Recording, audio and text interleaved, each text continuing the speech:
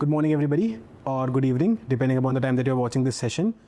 This is Understand UPSC, and I'm Satyam Jain. And in this particular session, we have a great panel with us. This is the first time that we are doing this. The only objective of this entire podcast, as would have been clear from my message or from the thumbnail that you would have watched, is to discuss the prelim strategy from people who have a combined experience of clearing more than 20 prelims.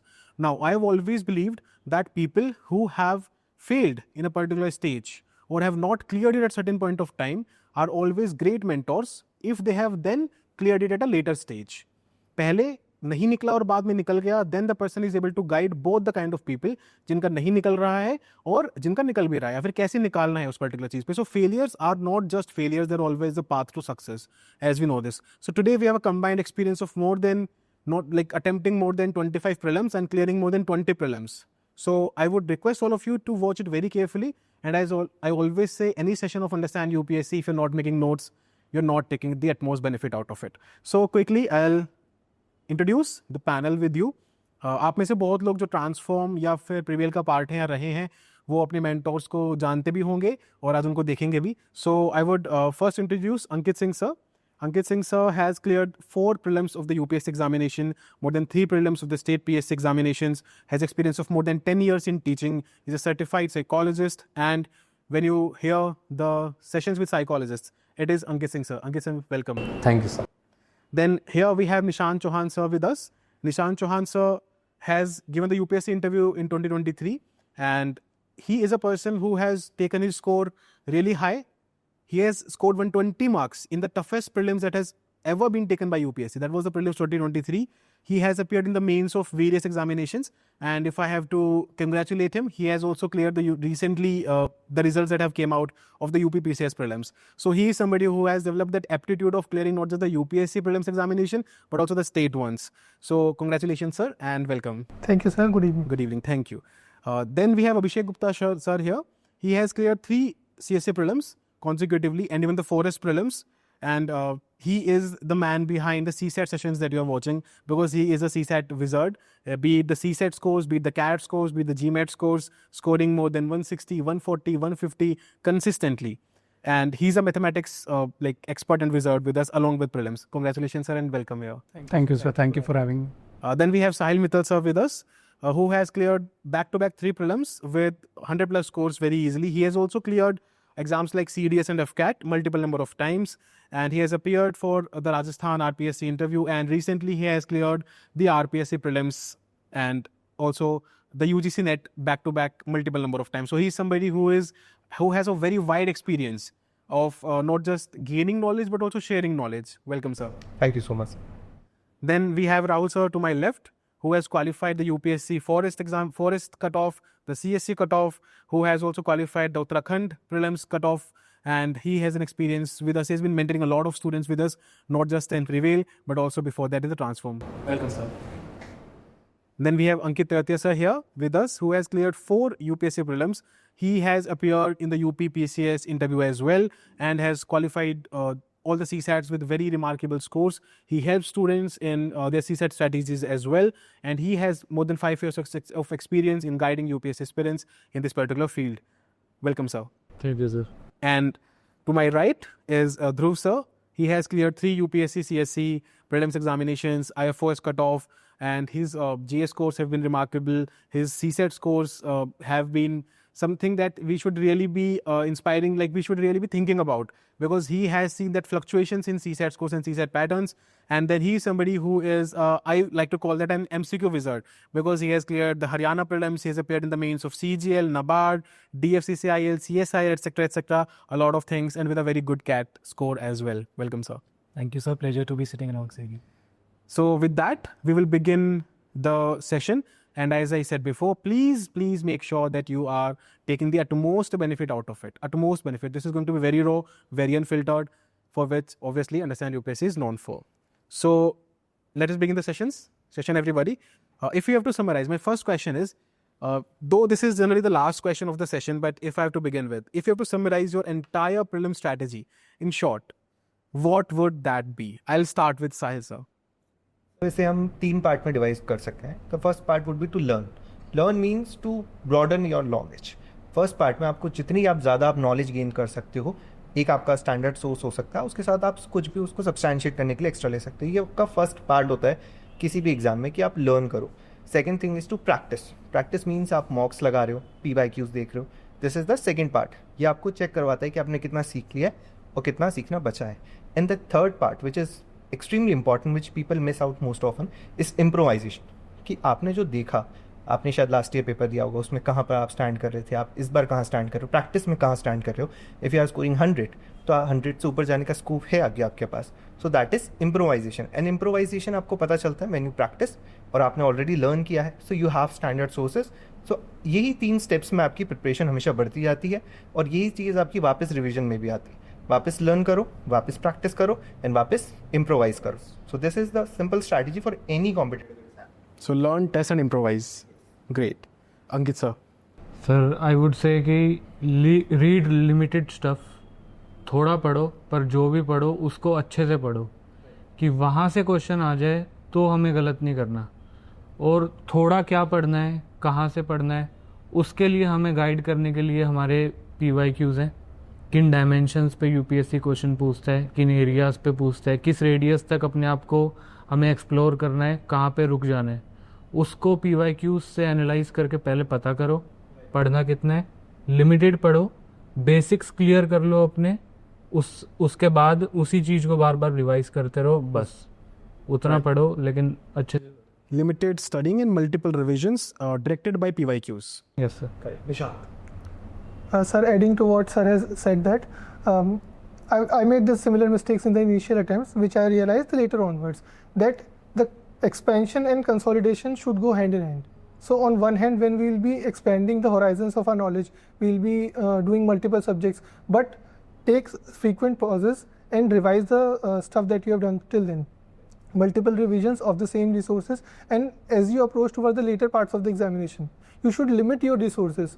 Solve the test, look at the PYQs, they will guide you and give you the direction in which you have to approach, in what depth and of what nature the questions are being asked. If one practices or analyzes the pattern on the similar the pattern, then I feel that we can be more comfortable and easy with the prelims examination. Correct. So Sahil talked majorly about tests, and then Ankit's major focus was on multiple revisions. And similarly, Nishant also spoke of similar thing that you have to consolidate and you have to revise. Dhruv sir. Sir, I will, rather than summarizing, I'll tell you what worked in my favor. So I think first and foremost is the MCQ development that we are all talking about, right? Right. That's the, if not the second or third, but I think it's the most important. We can treat it as a subject altogether because that's an art that we need to develop during the course of a specific time that we need to give it due diligence to. That's first. Second, as we have also portrayed in our Prevail offline session, the changing pattern of examination. Correct. So the subjects that we need to focus on should be on our priorities. For instance, polity, economy and environment is what we used to tell, but as you also pointed out, so we are moving towards polity, economy and geography now. Geography. I think these, the priorities that we need to set for ourselves, as we are also setting it out for our mentees at the Prevail batch, are something that we should keep in mind for the prelims. Correct. The subjects that are of highest priority, as discussed in our session that you can watch on the YouTube as well, we'll attach a link, as I was saying. So, polity, economy, geography, and of course, the MCQ aptitude development, which in itself is something which is very important, truly said. Rahul sir, please. Sir hello mentors ने जो बोला उसी में मैं कुछ add करना चाहूँगा, खास करके करंट अफेयर्स को लेकर। उसको हमें लिमिटेड रखने की ज़रूरत है। फॉर एग्जांपल जो मार्केट में ईयरली कंपाइलेशन मिलते हैं वो मोर देन 600 पेजेस के होते हैं अगर हम कंपाइल करें तो टोटल जो पेजेस हैं उसकी वजह से हर पेज में अगर देखें तो 10 फैक्ट्स के अराउंड होते हैं। राइट। तो करंट अफेयर्स को लेकर बच्चों में बहुत ज़्यादा वो एक डर रहता है। तो जैसे फॉर एग्जांपल उसका भी सोर्स मतलब कि कॉन्साइज होना along with the standard source जो हमारे पास है बुक्स के। तो जैसे हमारा फोकस मैगजीन है तो 40 पेजेस या 30 के अराउंड होता है और उसी को मल्टीपल हमें रिवाइज करना पड़ता है। जिस तरह से हम स्टैंडर्ड सोर्स को करते हैं उसी तरीके से हमें ना करंट अफेयर्स को भी उसी तरीके से लेने की ज़रूरत है। एंड और रिवीजन मतलब अगर हमारे पास 1200 फैक्ट्स होंगे तो वो हम रिवाइज नहीं कर पाएंगे 3 या 4। तो उसके लिए हमें ज़रूरत है कि एक छोटा सा कंपाइलेशन जो कॉम्प्रिहेंसिव हो और मतलब ना ज़्यादा हो ना कम हो, और Correct. उसी को हम बार बार रिवाइज करें। तो टेस्ट एंड PYQ एंड जो भी चीज़ें सर लोगों ने बोली उस सबसे मतलब मैं एग्री करता हूँ। Correct. The current affairs part is also important, as Rahul said, and this specifically coming from Rahul is also more important because he takes current affairs sessions for us, so that becomes even more important. Rightly said that current affair needs to be minimized and limited and revised multiple number of times. So, right, Abhishek sir, please. तो like other mentors also pointed out कि आपको अपने sources सबसे पहले तो limit करने चाहिए, sources के पीछे ज़्यादा नहीं भागना चाहिए, और उन्हीं सोर्सेज को आप मल्टीपल टाइम्स रिवाइज करो। सबसे पहले तो PYQs देखो, 15-20 ईयर्स तक के PYQ देखो स्टैटिक सब्जेक्ट्स में, और उन PYQ से एनालिसिस करो कि कौन से सोर्सेज में जो आपने सोर्सेज पिक किए उनमें से कौन से एरियाज़ ज़्यादा इंपॉर्टेंट हैं, क्योंकि कुछ एरियाज़ ज़्यादा इंपॉर्टेंट होते हैं, कुछ एरियाज़ कम इंपॉर्टेंट होते हैं बेस्ड ऑन द ट्रेंड्स। तो वो ट्रेंड्स एनालाइज करने हैं, और जब आप टेस्ट दो तो उस टेस्ट को एक सिमुलेटेड एनवायरनमेंट में दो, रादर देन कि ना आप अगर नॉर्मल बैठे हो ऐसे टेस्ट दे दिया, उसकी बजाय आप 1 आवर 45 मिनट्स का टाइमर लगा के प्रॉपरली टेस्ट दो, OMR शीट लेके।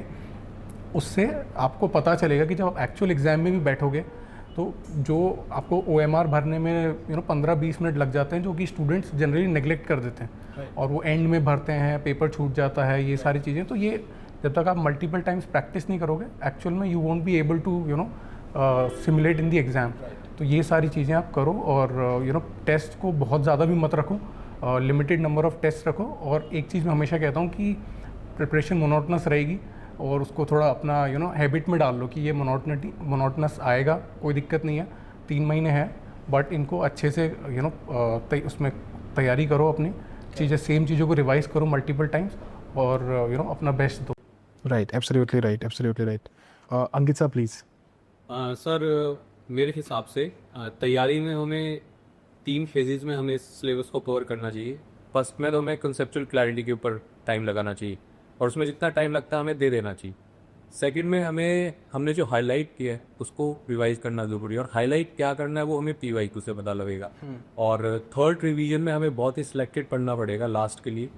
जैसे कुछ सब्जेक्ट्स होते हैं हम लास्ट पे नहीं पढ़ पाएंगे क्योंकि बहुत ज़्यादा सिलेबस है और पढ़ने के लिए बहुत कुछ है।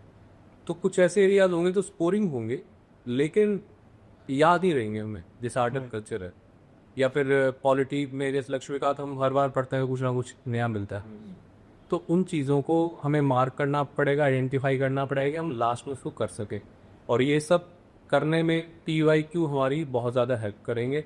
और एक चीज़ जो मैंने खुद ने पर्सनली एक्सपीरियंस के अपने इनिशियल अटैम्प्ट से कि हमें पढ़ना पेपर क्लियर करने के लिए, सारी किसी भी सब्जेक्ट में PhD करने के लिए, क्योंकि मैंने एज अ टीचर भी एज अ मेंटोर भी स्टूडेंट्स में देखा है कि कुछ स्टूडेंट्स चीज़ के बहुत ज़्यादा डेप्थ में चले जाते हैं कुछ टॉपिक्स के, उसी चीज़ को का आंसर ढूंढने में पूरा दिन लगा देंगे, या जर्नल्स रिसर्च जर्नल्स निकाल के ढूंढने लगेंगे। तो उस हैबिट को हमें अवॉइड करना है। Correct. To what Ankit sir is saying, he is also more capable of telling this particular thing because he is mentoring freshers right now in the PVL batch. So this is a tendency in the initial attempts that you tend to dig too deeper into things. For example, if I take, if there is any particular provision which is to be passed by a special majority, you will understand a fresher will go too deep into it. That okay, in what particular constitutional debate was it pitched, or why, if not special majority, why effective majority, why simple majority? They'll go too deep into it. There has to be an understanding of the concept, but not a very PhD level thesis on every particular thing. So that is very important. To what Ankit sir said, if you have to summarize this entire thing, to what I have written and what I've understood from our very able and capable mentors, it is that you have to be very focused with regards to what you are reading, and it should be based on PYQs. Then you should analyze it through tests and improvise, and at every improvisation stage you will need a revision. So these are the major things. And regarding sources, be it static or be it current affairs, you have to keep them minimized and you have to keep them limited. Right. So yeah, please. Sir, before we proceed forward, I want to emphasize on 2 things as Abhishek sir and Ankit sir side. तो अभिषेक sir ने बोला कि अभी test देना बहुत ज़रूरी है stimulated manner में। एक चीज़ और मैं ऐड करना चाहता हूँ कि टेस्ट आप दीजिए CSAT एंड GS दोनों दीजिए सेम डे पे, so that you have that stamina and endurance to maintain और sit for 4 hours in a day. क्योंकि क्या होता है, हम यूजुअली जब हम टेस्ट देते हैं तो हम GS का टेस्ट एक दिन देते हैं, CSAT का किसी और दिन देते हैं। बट CSAT के टेस्ट में when you wait outside in the heat, usually it is in the summers, तो फिर we are not able to focus for the CSAT. So my advice would be that for the students, since we are in the later half of the examination now, सो आप CSET का exam भी same format में same day बैठ के दीजिए. दूसरा, जैसे अंकित sir ने बोला था that we don't have to do PhD in a particular subject. So देखो, we have to be smart in the preparation. तो अगर कोई हमारे बिहाफ पे मेहनत कर रहा है तो उसको आउटसोर्स कर दो. There is no need to do the every work on your own. तो अगर जैसे हमारे पास ब्लू बुक्स हैं, ठीक है, उसमें पर्टिकुलर सब्जेक्ट का क्विकली रिवाइज करने के लिए मटेरियल है. So there is no point of making your own notes every time for the subjects which you can outsource. For example science and tech, use the blue books. ठीक है, तो एक वो हम यूज़ कर सकते हैं. बाकी ये जो आपने बताया ये एक न्यूज़पेपर के केस में भी होता है. कई स्टूडेंट्स की हैबिट होती है कि करंट के खुद के नोट्स बना लें, इंटरनेट ब्राउज करना और फिर उसमें ऐड करना. वो सब काम इंस्टीट्यूट कंपाइल करके आपको पहले ही प्रोवाइड कर रहे हैं. Absolutely right. So to be smart in your approach, this is very essential because यार वही बात है ना, दूसरों की गलतियों से और दूसरों के काम से, दोनों से सीखना है, दोनों को यूज़ करना है. This is very essential. Don't do everything on your own. मेरी सबसे बड़ी गलती इनिशियल अटेम्प्ट्स में यही रही थी कि I wanted to do everything on my own. Obviously because of lack of guidance हमें पता ही नहीं था कि कहाँ क्या चीज़ें मिलती है. दिल्ली में रहे नहीं थे तो पता भी नहीं था. तो ये हमारी बहुत मेजर गलती थी. तो I still remember making 20 pages notes just of defence exercise, क्योंकि डिफेंस एक्सरसाइज पूछ ली. तो all of us would have done some similar kind of mistakes. तो ये नहीं करना है ना. Please be very smart in your approach. Please do limited things. Okay, if I have to ask a question to Sahil sir, what is the importance of tests in prelims preparation? And also please emphasize on, is there an ideal number of tests that one should give? I can say that so मेरा first time I attempted the prelims, I could not clear it, but second time I could clear it, and back to back I could clear it. So like I said, the first thing is learning. So in first attempt I could understand that I have learned a lot, I have broadened my horizon, and I have gone through the PYQs once, but उसके बाद उसको check बार बार नहीं किया और उसके बाद आके उसको इम्प्रूव नहीं किया. अब इसमें यही चीज़ सबसे ज़्यादा इंपॉर्टेंट है कि आप कोई भी टेस्ट दोगे. For example I am scoring 110 today, but उसमें स्कोप था मेरे पास 140 150 जाने. सो बस मेरा उस टेस्ट में इतना सही पर्पस है, मैं जाऊँ उसमें से देखूँ कि इसमें 100 क्वेश्चन आए थे, 100 क्वेश्चन में 300 फैक्ट्स हैं, उसमें से बस मैं 300 फैक्ट्स के ऊपर चेक कर लूँ, जो नहीं थे उनको याद कर लूँ. नेक्स्ट टाइम अगर मैं सेम पेपर ही अटैम्प्ट करूँगा तो आई विल स्कोर 140. बट अगर मैं उस लर्निंग के साथ जाऊँगा तो मैं उससे भी बेटर अटैम्प्ट कर सकता हूँ, क्योंकि मैं जब बुक वापस पढ़ूंगा जाकर तो वो मैं अलग तरीके से पढ़ूंगा. उसमें वो जो चीज़ हम बोलते हैं ना कि स्मार्ट वर्क करो, स्मार्ट वर्क करो, smart work is this thing. सब लोग बोलते हैं कि सेम बुक्स को रिवाइज करो, लेकिन सेम बुक्स को रिवाइज करते हुए मोनोटोनस हो जाएगा. नया क्या पढ़ना है आपको? सेम बुक्स को पढ़ना है. नया यही होता है कि आपने जो जाके देखा, टेस्ट बेस्ड रिविजन हो जाता है फिर. सो आपको टेस्ट बेस्ड रिविजन करना है. आप जाओ टेस्ट दो, उसमें से अच्छा ये चीज़ मिसिंग थी, वापस जाओगे ना फर्स्ट पेज पे ही दिख जाएगा बहुत बार आपको वही सेम आंसर जो आपने टेस्ट में गलत करा होगा. तो वो चीज़ आपको टेस्ट से सीखने को मिलती है. एंड आई डू फील अगर एक कोई स्टूडेंट फ्रेशर है तो वो एटलीस्ट 30-40 टेस्ट दे GS में. और अगर कोई सीनियर है, क्योंकि ऑलरेडी बुक पढ़ के बोर हो चुके हो आपको फिर बच्चे में ये चीज़ आ जाती है कि सर एक की बुक को कब तक पढ़ें. तो कोई बात नहीं, आप you can change your approach to a test based. Test में भी तो आप रिवाइज कर रहे हो. एक टेस्ट में यू आर रिवाइजिंग 300-400 फैक्ट्स, तो टेस्ट बेस्ड रिवीजन कर लो. एक दिन 2 टेस्ट भी दे सकते हो आप. तो आपके लिए कोई लिमिट नहीं है, आप जितने चाहो उतने टेस्ट दे सकते हो. आप 60 दे सकते हो, 70 दे सकते हो. They are toppers who have given 100 test. तो ये कोई लिमिट नहीं. आप जितना आप सस्टेन मैनर में, ऐसा भी नहीं कि बहुत ज़्यादा टेस्ट देने गए तो बेसिक चीज़ें ही लैक कर दी, पढ़ाई नहीं करी. लेकिन हाँ, उसके बाद आप ज़्यादा दे सकते हो. मल्टीपल अटेम्प्ट्स वाले तो और ज़्यादा दे सकते हैं, और इनिशियल फ्रेशर्स 30-40 टेस्ट दे सकते हैं. Dhruv sir, would you agree to that कि tests मतलब इतने ह्यूज नंबर में देने चाहिए? You will have a counter opinion to that. Sir, I feel tests are used to assess our preparation status, right? So if we feel that we have achieved a stability in scores, that's the point of time we stop it. So there's no predefined number. You're using them to expand. So as we are also doing it in our previous batch, we've given a 4-phased schedule, right? Yeah. So phase 1 is knowledge expansion. So Correct. Phase 1 के बाद you give your first test which is a conceptual test which we are also doing, right? कि आप check करो कि आपकी knowledge expansion कितनी थी. And as Sahil sir also said कि अब आपको you have an idea that when you go back to the phase 2 which let's say consolidation, so you know what to consolidate, right? Phase 3 is again revision. तो revision में अब हम उन्हीं चीज़ों पर रिवाइज करेंगे और वो हम टेस्ट से एनालाइज करेंगे. और फोर्थ फेज अब आ जाएगा कि प्रैक्टिस विच इज टेस्ट सुनने. Now so the casing point भी कि until we achieve a stability in our scores and in full length also, that is the point of time we should give tests. And it's not only about giving tests, but as we all agree that it's more of the analysis that we The analysis do. part. And I think a lot of mentees and students these days are worried about the time that they're investing in analyzing the tests, but that's of utmost importance, and you should be feeling proud of yourself that you're giving this much of time in the analysis rather than cursing yourself that the analysis is taking so much of time. Absolutely correct. Absolutely correct. Sir इसमें कुछ add करना चाहूँगा। बहुत सारे बच्चे होते हैं जो टेस्ट डिले करते हैं कि एक बार ही पढ़ लूँगा तो फिर बाद में दूंगा। तो आई थिंक टेस्ट देने के बाद हम जो गलतियाँ करते हैं ना उससे भी बहुत कुछ सीखते हैं। मतलब हमने जो गलती की वो याद रहता है हमें। तो इसके लिए भी बच्चे को ना टेस्ट एटलीस्ट मतलब कि 30 अगर मतलब एक प्रीलिम्स में वो दे रहे हैं मतलब तो एटलीस्ट 30 टेस्ट अगर सेक्शनल और फुल लेंथ को मिला दे तो देना चाहिए उनको। Right. So, more or less, even if you'll see the number of tests that a particular institute provides, it is also close to 30 only. So, मुझे लगता है कि 30 is a minimum number that you should touch. But मेरा मानना ये है जो ध्रुव sir ने थोड़ा reiterate किया कि आपको अपनी पर्सनल चीज़ को असेस करना है। जैसे मैं ऑफलाइन सेशन में भी ये चीज़ समझा रहा था कि मान लो आपको एक पर्टिकुलर सब्जेक्ट वीक है और एक बहुत स्ट्रॉन्ग है, तो बहुत स्ट्रॉन्ग वाले के बार बार सेक्शनल मत दो, जो वीक है उसके 2 सेक्शनल एक्स्ट्रा दे दो। So it has to be somewhat personalised. आपके प्रिपरेशन का आपको पता है, किसी को आपसे बेटर नहीं पता। आपके मेंटर आपको गाइड करेंगे लेकिन पता तो आपको ही है ना। अगर हिस्ट्री में नंबर कम आ रहे हैं, हिस्ट्री के 2 टेस्ट एक्स्ट्रा दे दो। अगर पॉलिटी में बहुत अच्छा नंबर स्कोर कर रहे हो, मत दो extra test. So somewhat we are giving a ball park figure because you have asked, but again it will be a very personalized thing. Sir, one more nuance that I want to bring in over here about the number of tests that we should be attempting. My advice to students has been that whichever test series you are picking up, for example for Understand UPSC you are picking up a test series, तो उसके सारे test solve करो आप from test number 1 to test number 30-35 जितना भी है। उसका logic ये है because when the test are being prepared, तो टेस्ट नंबर 1 में they are picking up few topics, ठीक है। अगर जो मिस हो जाते हैं वो same institute will pick up in the next test. अब स्टूडेंट क्या करते हैं, पॉलिटी के x number of test random institute से पिक कर लेंगे from for example 1 test from 1 institute and from the other, तो उसमें क्या होगा, वो पूरा सिलेबस कवरेज उनका नहीं हो पाता है। So it is important that you solve 1 test series cover to cover, then you can put on additional tests. For example, my economy is weak, then I might practice few of the MCQs or the tests from the economy. So that is another point. किसी भी आप जिस भी institute की if you are using like understand UPSC की तो best है ही, but अगर अवेलेबल नहीं है आपके आसपास तो किसी और की if you are using then please give it cover to cover, पूरी है ना, पूरी टेस्ट सीरीज दीजिए ताकि एक पर्टिकुलर इंस्टीट्यूट जो भी एफर्ट डाल रहे हैं, everybody is putting in effort, तो उसका एटलीस्ट आपका पूरा कवर हो जाए। Great. Then the next question that students often ask is कि रिवीजन को कैसे प्लान करना है कि सर मैं मंथली रिवीजन करूं, डेली करूं, फोर्टनाइटली करूं, एक फेज जाने के बाद सेकंड फेज में करूं, मैं रिवीजन करूं कैसे? This is a major question that students ask and I would like to begin with Ankit sir.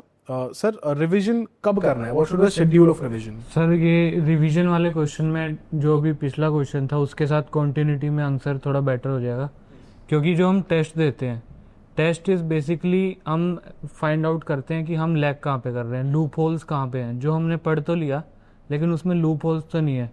तो रिवीजन और टेस्ट एक दूसरे को कॉम्प्लीमेंट करता है। और कई स्टूडेंट्स गलती करते हैं जिनका रिवीजन पार्ट, सपोज कोई ह्यूमैनिटी स्ट्रीम से है, उसने सब कुछ पहले से पढ़ रखा है बट वो बार बार रिवाइज करता जाता है लेकिन टेस्ट नहीं देता है। सपोज जैसे ध्रुव सर आपने बोला है MCQ विजर्ड, तो उसका MCQ पार्ट स्ट्रॉन्ग है बट वो टेस्ट ही लगाता जाता है क्योंकि एक पर्टिकुलर नंबर माइंड में है। तो इन दोनों को साथ में कॉम्प्लीमेंट करके लेके चले तो बेटर रहेगा, depending upon where do you stand right now. तो सपोज मैंने कोई टॉपिक पढ़ा, उसका मैंने टेस्ट दिया, उसके बाद इट्स बिकम वेरी इंपॉर्टेंट कि मैं पता करूं कि मैं लैग का कर रहा हूं, फिर रिवीजन से उन लूप होल्स को फिल करूं। और इस प्रोसेस को जब हम बार बार करते रहेंगे तो लूप होल्स फिल्टर आउट होते रहेंगे, वो फिल इन होते रहेंगे और फिर जो सैचुरेट होके एक अच्छी हमारा कॉन्सेप्चुअल क्लैरिटी और बेस बन सकता है। तो revision is there to complement test and tests are there to complement revision. Absolutely right. Abhishek sir, what would you opinion on that? Sir मेरा ये ओपिनियन है कि रिवीजन आप एटलीस्ट एम करिए कि 4 से 5 रिवीजन आपके होने ही चाहिए। और जो आपके स्ट्रॉन्ग एरियाज़ हैं, जैसे आपका इकोनॉमी हो गया, पॉलिटी हो गया, ज्योग्राफी में फिजिकल ज्योग्राफी हो गया, जो स्कोरिंग एरियाज़ हैं आप उनका 1 या 2 रिवीजन एक्स्ट्रा दो ताकि उनमें से आपके जो बेसिक क्वेश्चंस हैं वो गलत नहीं हो। क्योंकि अगर आप उन 35-40 क्वेश्चंस में गलती कर रहे हो तो आप बाकियों से लैग कर रहे हो। बाकी के 40 क्वेश्चन, 45 क्वेश्चन जो भी आप एडिशनल करोगे उसमें फिर भी चांसेस रहते हैं कि गलत हो जाएं। बट वो 40 क्वेश्चन में से अगर आप 10 क्वेश्चन गलत कर देते हो तो आप ऑलरेडी रेस में बहुत पीछे हो जाते हो। तो इसीलिए रिवीजन आप स्ट्रॉन्ग एरियाज़ को अच्छे से रिवाइज करो और एम ये रहना चाहिए कि लास्ट में आते आते आप 1 वीक या 10 डेज में अपना पूरा सिलेबस रिवाइज कर सको। तो उसी के अकॉर्डिंग प्लान करो कि जब भी प्रीलिम्स है उससे 1 वीक 10 डेज पहले आप वापस एक क्विक रिवीजन करके और रिवीजन में साथ साथ में टेस्ट, जैसे सर ने कहा कि टेस्ट भी आप रिवाइज करो। जो टेस्ट आपने, ऐसा नहीं कि टेस्ट करके आपने छोड़ दिए, टेस्ट के अगर आपने शॉर्ट नोट्स बनाए तो उनको वापस रिवाइज करो अपने सब्जेक्ट्स के साथ। सर इसमें एक चीज़ ऐड करूँगा मैं कि बहुत सारे बच्चों में डाउट होता है, सर हम कैसे compete करेंगे। कई टॉपर्स बोलते हैं हमने तो 15 बार लक्ष्मीकांत पढ़ी है, इतनी बड़ी बुक पढ़ी है। तो अब उस चीज़ का कोई सब्स्टिट्यूट नहीं है, क्योंकि उन्होंने 2 साल लेके पढ़ी होगी। लेकिन हम जो 4 फेज प्लान में, उसमें भी हम 12 टाइम्स रिवाइज कर सकते हैं। वो कैसे करने का था, उसमें सिंपल सा था, हम ब्लू बुक में से उनको टारगेट दे रहे थे 20-25 pages. That was our daily target. हम टारगेट्स मेंशन करके उनको सारे डिटेल्स में दे रहे हैं कि आपको ये चीज़ें, ये चैप्टर पढ़ने हैं। का कुछ नहीं, सुबह वो टारगेट्स आप 20-25 पेजेस 2 आवर्स में फिनिश कर लेते हो। आपने उसको अंडरलाइन किया, मार्क किया, कोई बात नहीं। रात को सोते time it will hardly take 1 hour, क्योंकि सुबह ही तो पढ़ा था। सोते टाइम बस एक बार गो थ्रू कर लो, स्किम थ्रू कर लो, एक सिंपल रिवीजन होता है। एंड जब हम टेस्ट से पहले उनको भी गिव अ रिवीजन डे, तो उसमें कई बार हम 2 भी कर देते हैं, तो बच्चे उसको 2 बार रिवाइज कर लेते हैं, नहीं तो 1 बार कर लेते हैं। इसीलिए कंसोलिडेटेड रिसोर्स इंपॉर्टेंट हो जाता है। जैसे हमने पहले बात करी कि बहुत बड़े बड़े रिसोर्सेज चाहिए, कंसोलिडेटेड रिसोर्स जब आपको मार्केट में मिल रहे हैं तो 120-125 पेजेस की वो बुकलेट है, वो पूरी रिवाइज हो जाती है। तो एक फेज़ में आपने 3 बार रिवाइज कर लिया, 4 फेज़ में आपने 12 टाइम्स रिवाइज कर लिया। तो ये जो फोमो बन जाता है ना कि टॉपर्स ने इतना पढ़ा है, नहीं, टॉपर्स का हमने काम आपको ईजी कर दिया ना। आपको 600 पेजेस की बुक नहीं पढ़नी पड़ रही, आपको 125 पेजेस की बुक पढ़नी है। लेकिन आपको उसको कितने अच्छे से और मल्टीपल टाइम्स पढ़ना है, ये हम थोड़ा सा स्ट्रैटेजाइज करके और बेटर कर सकते हैं। ये बहुत सिंपल सी स्ट्रैटेजी है। एक फेज़ में ही आप 3 से 4 बार रिवीजन कर लोगे। इसमें मैं एक बात और ऐड करना चाहूँगा। कई स्टूडेंट्स को लगता है कि जैसे आपने बिल्कुल सही कहा कि किसी ने 10 बारी बुक पढ़ रखी है, 20 बारी बुक पढ़ रखी है, तो आप कैसे कम्पीट करोगे। तो ये सिंपल एक लॉजिकल सी चीज़ है कि 6th अटैम्प्ट में लोगों का नहीं निकलता है प्रीलिम्स, फर्स्ट अटैम्प्ट वाले निकालते हैं। जो मैटर करता है वो ये करता है कि आपने कितने अच्छे तरीके से और लास्ट फ्यू डेज़ में मेहनत की है, नहीं की है। क्योंकि जब मैंने फर्स्ट टाइम प्रीलिम्स दिया तो मैंने लक्ष्मीकांत केवल 2 बारी पढ़ी थी, और उसमें भी जब हम जाके ऑप्शंस को देखते हैं तो उससे हम रिकॉग्नाइज़ कर पाते हैं कि कौन सी सही है, कौन सी गलत है। तो इस चीज़ से ज़्यादा चिंता करने की ज़रूरत नहीं है कि किसने कितनी बारी पढ़ी है। अगर हमने अच्छे तरीके से 2 या 3 बारी भी चीज़ों को पढ़ा है तो हमारे पास बहुत बढ़िया चांस है क्लियर करने का। Absolutely right. देखो यार, अगर फर्स्ट अटैम्प्ट सेकंड अटैम्प्ट में हो तो पक्की बात है कि जब टेस्ट दोगे तो स्कोर कम करोगे, तो उससे डरना नहीं है यार। मैं हमेशा ये चीज़ बोलता हूँ, अगर टेस्ट में नंबर कम आ रहे हैं ना, सेलिब्रेट करो उस दिन। क्यों? क्योंकि अब सीखने को ज़्यादा मिलेगा, अब उस टेस्ट से लर्न करने को ज़्यादा मिलेगा, नोट्स बनाने को मिलेगा। जो चीज़ शायद हमने पिछले वाले टेस्ट वाले उसमें डिस्कशन में नहीं की, टेस्ट दे दिया है तो उसके नोट्स बनाने ही हैं, नहीं तो नेक्स्ट टाइम क्या करोगे उसका, 100 पेजेस कैसे पलटोगे। So if you are giving a test, make notes out of it and please don't compare your scores with anybody. You don't need to do that. आपकी अपनी जर्नी है, किसी भी स्कोर पे शुरू हुई है, प्रीलिम्स के स्कोर पे जाके क्लियरिंग पे खत्म हो जाएगी। Don't worry about that. अगर आप सही प्रोसेस फॉलो कर रहे हो तो great. So that was majorly about revision. Let's talk about the role of notes. जैसे बहुत बच्चों को ये वाले डाउट होते हैं कि सर मैं अपने स्टैंडर्ड बुक से पढ़ लूँ क्या, नोट्स खुद के मुझे बनाने हैं क्या। सर जैसे ब्लू बुक्स हैं, बहुत अच्छी लग रही हैं, बट क्या वो इनफ है मेरे लिए, क्या मैं उनसे पढ़ सकता हूँ, क्या मैं उनको रेफर कर सकता हूँ, या फिर किसी और कोचिंग का कोई कंपाइलेशन मटेरियल यूज़ कर सकता हूँ क्या। तो Dhruv sir, if I have to begin with you, what was your strategy and what do you think are some final notes important, and if so, how to approach them? Should they be from the standard source or our own, or blue book or some compilation वगैरह? So see, I feel first and foremost, when we are doing the first reading of any source, I don't think that's the apt time for us to switch to note making. So we first complete the which we call the knowledge expansion thing. We'll first complete that, and then once we start referring to PYQs, we give a conceptual test or two, and we realize what are the important things that either we are forgetting, B are very very important for us to keep reading regularly, or C ki needs to be reiterated in our own minds, right? Correct. That is the time we start making notes. Now, as far as final revision notes are concerned, I think they're of utmost importance. Although it's not necessary that they are on a separate piece of paper, they can be in your final consolidated similar source, wherein you've added things from even let's say the test analysis, या फिर आपने कोई और source पढ़ा या फिर कुछ भी पता चला, you're adding it to your basic notes source वाला ही. So you can highlight it in a different manner, given the time limits to the prelims now. If you've not already made notes, it's not necessary that you make them, but at least you should have a final consolidated singular material to refer to while you revise things, and it should be such that you're able to revise, let's say, a subject in maximum 2 days or majorly in a day or two. Right. जैसे क्योंकि इसको अगर हम complement करें, वो अभिषेक sir ने बोला, और आपने देखा भी होगा लास्ट ईयर YPLP में, इस ईयर भी YPLP में, प्रीवेल में, हम लास्ट का जो फेज रख रहे हैं आपके लिए वो 10 दिन का रख रहे हैं। अब प्लीज समझो इस बात को, आखिर के 10 दिन में पूरा रिवाइज करना है। कैसे करोगे? अगर कुछ कंसोलिडेटेड चीज़ नहीं है, तो अभी कोई देर नहीं हुई है। अभी आपको क्या करना है, जो भी सोर्स आप रेफर कर रहे हो उसको ट्राई करो कि उसमें कुछ ऐड ऑन कर लिया, टेस्ट से कुछ ऐड कर लिया, बट कुछ नोट्स की तरफ चले गए। राहुल सर, आपका क्या ओपिनियन है इससे? सर 2-3 साल पहले ऐसा कुछ सोर्स नहीं था, जैसे अभी ब्लू बुक है। तो पहले जो जैसे लक्ष्मीकांत जैसी मोटी किताबें हैं वो पढ़नी पड़ती थी और उससे रिवीजन कर पाना लास्ट में बहुत डिफ़िकल्ट होता था। बट अब बच्चों के पास बहुत एडवांटेज है, ब्लू बुक जैसे है, तो उसमें ही आप वैल्यू एडिशन कर लो प्रीवियस ईयर से या टेस्ट से। जैसे स्टिकी नोट्स आते हैं या कलरफुल पेन या पेंसिल है, आप इधर उधर लिख लो और उसी को बार बार रिवाइज करो। वही एक मुझे लगता है कि बेटर वे है, और मतलब कि आज के बच्चों के पास ज़्यादा एडवांटेज है एज़ कम्पेयर टू 3 या 4 years ago. I also want to add, I totally agree what he said. हमें हर सब्जेक्ट के नोट्स बनाने की ज़रूरत नहीं है। कुछ स्टूडेंट्स ये कहते हैं कि सर नोट्स बनाने में बहुत टाइम लग रहा है, तो हम क्यों नोट्स बना रहे हैं, हम बुक से पढ़ लेते हैं।